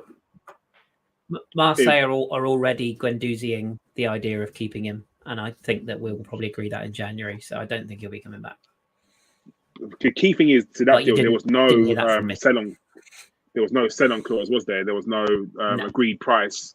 So that's I guess that's a thing. Talk is 12 million, but again, you haven't heard that from me. Oh, we need more than that for him. Sorry, definitely Yeah. need more than that for him. But anyway, I think it does depend on what happens with him. I think if we can get another left back in, because I don't want to be that team that's only one left back. But I feel like Kieran Tierney's time at Arsenal is slowly coming to an end. And you can tell when Arteta doesn't like a player because he phases them out very slowly. Like he just doesn't play them as often. And like you said, him not playing against Southampton, I think it was a mistake. You know, it definitely was a mistake with playing. Playing Tomiyasu, that's the one. And I feel like there's games that Kieran Tierney could play in but doesn't, and I don't know why. I think he's only playing because the injury to Zinchenko, and I feel like when Zinchenko's back, you will see Tierney back on the bench or only playing Europa League games. So, yeah, I've got a feeling that he may be leaving at the end of the season. But, you know, really for all intents and purposes, I like Kieran Tierney. I think he's had a hairless time with having injuries, like really bad time with injuries. And if he can stay fit, he's a good player. But like, again, Josh alluded to, Kieran Tierney can only give you, I think, maximum 30 games a season. Just seems like a really likeable bloke as well, doesn't he? Like, just comes across as a really humble, hardworking, genuine bloke, doesn't he? Like, it just, I want it to work out for him because I feel like he could be like, people remember Kenny Sampson, you know, in the years he gave us. Like, I feel like he could be one of those type of players, but yeah, he just, I don't know. It's like you said, I worry that he's not an Arteta player. That's the bit I worry about the most. It's not about whether he's Arsenal quality. He clearly is, because I think Man City were having a sniff, weren't they, in the summer? So I don't think it's a question of his quality. It's just, I just don't know whether Arteta fancies him or not. He's not an Arteta man, was he? He was an Emery signing. And it's a bit Bellerin-y, isn't it? You know, everything on paper, you'd think, oh yeah, Arteta would love him, but something isn't quite, I don't know. I hope I'm wrong, because I'd like to see him. I hope you're wrong. I love him. He's brilliant. And I'd rather have Zinchenko midfield. And plus we couldn't cope with Jock having a breakdown in our WhatsApp group. we need a few Scottish in the squad, don't we? So yeah. I hope we're wrong, and I don't want Josh to be right. Nobody wants that. Look at him, smug bastard there with his wanky cap, bloody hipster. Saying hipster, John's bought himself a car, hasn't he? A Fiat 500. He has. Oh, and speaking of which, I know this is a bit intercepting, but Sky just put in the chat there about Charlie Patino. Did you see the tweet the Blackpool fans put out? The Blackpool Supporters Club. They were like, it's basically like an open letter to Arsenal. It's like, dear Arsenal, we here at Blackpool FC don't believe that Charlie Patino is quite ready for the level of Arsenal Football Club for the time being. Therefore, we strongly suggest that he remains at Blackpool for at least 3, maybe 4 years, and then we'll return him to you safe and sound. Yours sincerely, many thanks, Blackpool FC, which I thought was quite funny because they really like him down there. He's got his own song, and I think he scored at the weekend. And he's in the Fabio Vieira school of needs to bulk up a bit. He looks like he's had a few too many iron brews and a couple of, he needs a couple of Mars bars, but he's clearly got a lot of talent, and he's the perfect idea of where a loan works because he's having a lovely time at Blackpool. So I hope that continues. But yeah, there'll be room for him if he carries on his progression. So good luck to him. Okay, right. Last question is going to go to Karl.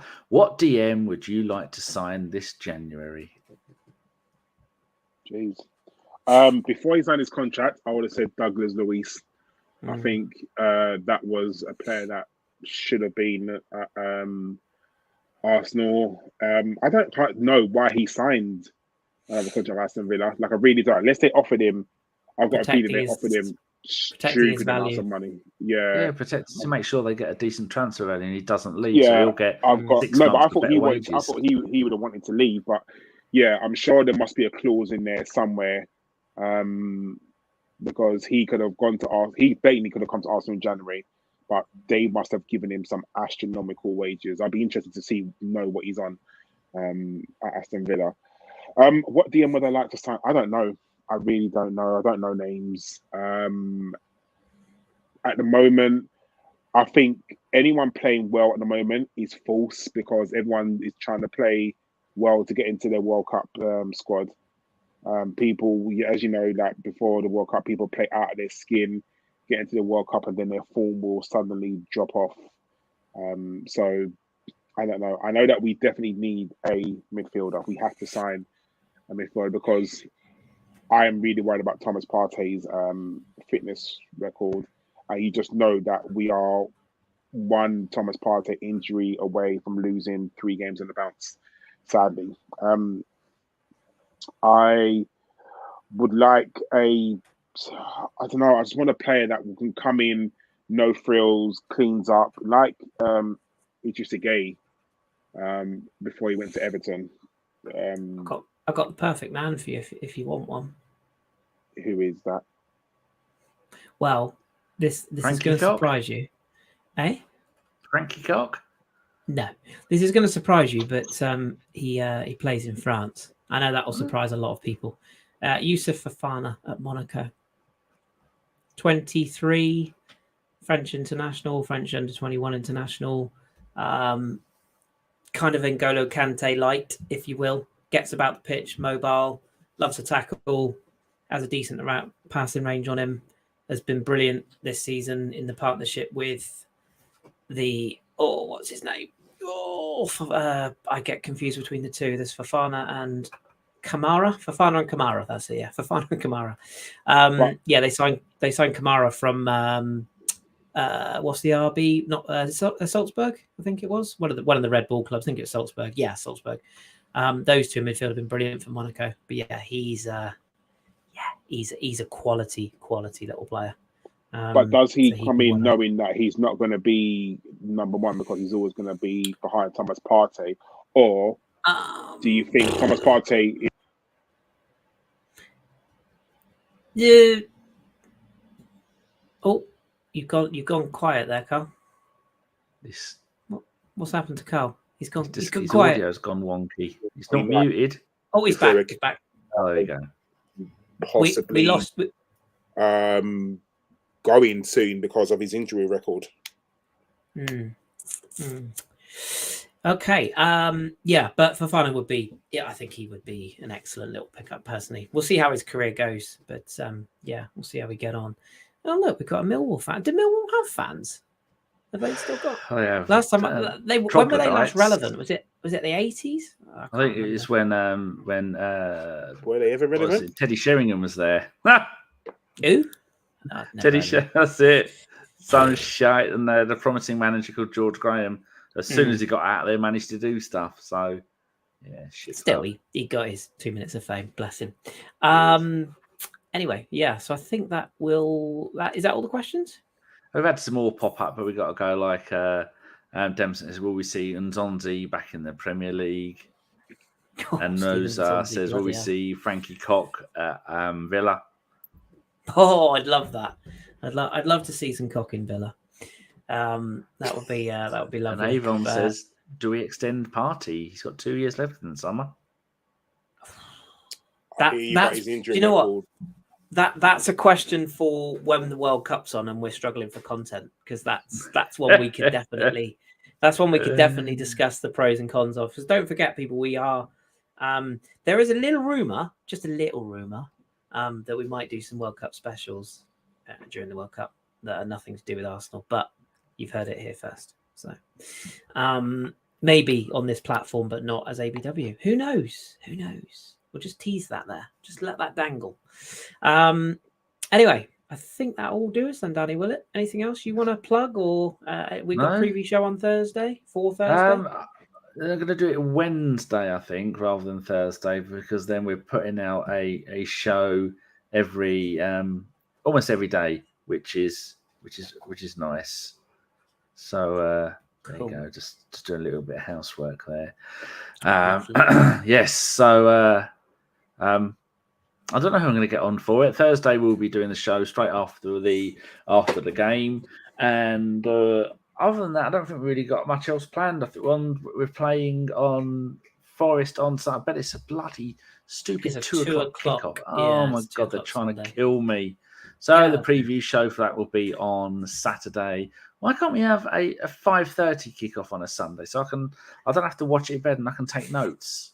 I think that Man United Everton was a one-off because of policing or something, that late night kickoff. So yeah, one-off situation with them. Well, we'll be back to do those shows anyway. Danny will string together somebody who's got nothing better to do with their time than talk to us. But we'll be back with the podcast next week. Probably, he says tentatively, Monday or Tuesday again. We'll see what happens because obviously it's like shooting fish in a barrel with availability. We've got to find out who's free. But I think we're going to try and get Femi on next week, aren't we? And if we're really desperate, we'll just drag Josh on. But we'll see how that goes. But yes, we will be back next week. As I said before, if you do enjoy the show, please do give us a like and subscribe and the bell notifications and all that good stuff. We appreciate it. We are on Twitter, which you probably know by now, to be fair, but you can give us a little follow on there. You can also tweet questions. I know we take them live on the live stream because it's generally how it works. But if you've got a specific question that you want to know or ask us or whatnot, or if you want to DM me and not get a response for 6 months, please feel free. But no, if you have got a question, just pop us a tweet and we will try and get it saved for the podcast. And a big thanks once again to Sam for the very kind donation. Thank you, Sam. That will be wasted on Danny's non-existent diet. It won't really. Right, that is the end of the show. As always, look forward to the PSV game on Thursday. Let's hope for a good result there. Let's also hope for a positive and hopefully a bit more straightforward game against Forest on Sunday, though. No chickens will be counted here. Thank you to everyone who's joined us for the live stream this evening. Much appreciated. Karl, thank you very much for your time this evening, sir. Much appreciated to you. No worries, even though I'm not going to forget it. I was abused by Danny. It'll be already my tell-all book at the end of the season where I reveal all the secrets of ABW, the behind the scenes. I should have told you that because it would be like, like the masked footballer who you don't know who it is, but a book's been released and all the secrets of ABW. The Secret Podcaster by Karl. The secret London Underground worker. Leaking all the stories to the press. It's all gone so wrong. Yeah, hasn't it just? Danny, you technically have to be here, so thanks anyway. Yeah, thank you very much for hosting yet again. It's quite a few in a row now, apart from when none of you lot could be bothered. So, do you know what? You give with one hand and take with the other. Just say thank you for everyone and just go. Yep. People, you should hear Danny in the WhatsApp group throw his toys out of his pram. Sometimes I read it, see throw his toys out of pram, just put my phone down. I think, just roll your eyes and go. Yeah, literally, Danny's... that's what I do. I see him throw his toys out of pram. You lot, oh shit, you can't get on a podcast. All right, Danny, cool. Yeah, and then the listeners need us. I'm thinking about them. If they don't have us, they get worried. They have nothing to do. And I'm thinking for them, not for myself. We always manage to get a podcast out. Unless I'm ill. We always manage to get people. And it's all about you. And you know me. You can't rely on me at weekends because I'm watching things across the channel. But you can always rely on me to host the podcast. I gave you a promise at the start of the season. I haven't broken it yet. Although I do have to have my COVID jab soon. So if that knocks me out, then one of you might have to take over for a week. But other than Karl that, I'll be here. Karl and Josh are down for that when they're on backup. They're I'll try and time it for when we've got like a shit week or when we conveniently lose a game so I don't have to deal with the fallout. That'll be probably when I'm missing. Anyway, enough of this. Right, for the 2 hours, if you have joined us, thank you. That's 2 hours of your life. You will not get back. No refunds, even if you've got the receipt. Tough. Thank you very much for joining us. We appreciate you. We love you very much. Keep it Arsenal, and let's hope for good things by the end of the week. Good night. As soon as I scored that goal, I was fucking livid. Get down, dog. Splendid business. He nearly caught the bloody thing. What are you talking about? So I've just eaten a full quiche. Well, you don't often see them at it. So when you see them in the supermarket, they need to be swagged, microwaved immediately, and get the brown sauce on and bosh, Bob's your uncle. Never in doubt.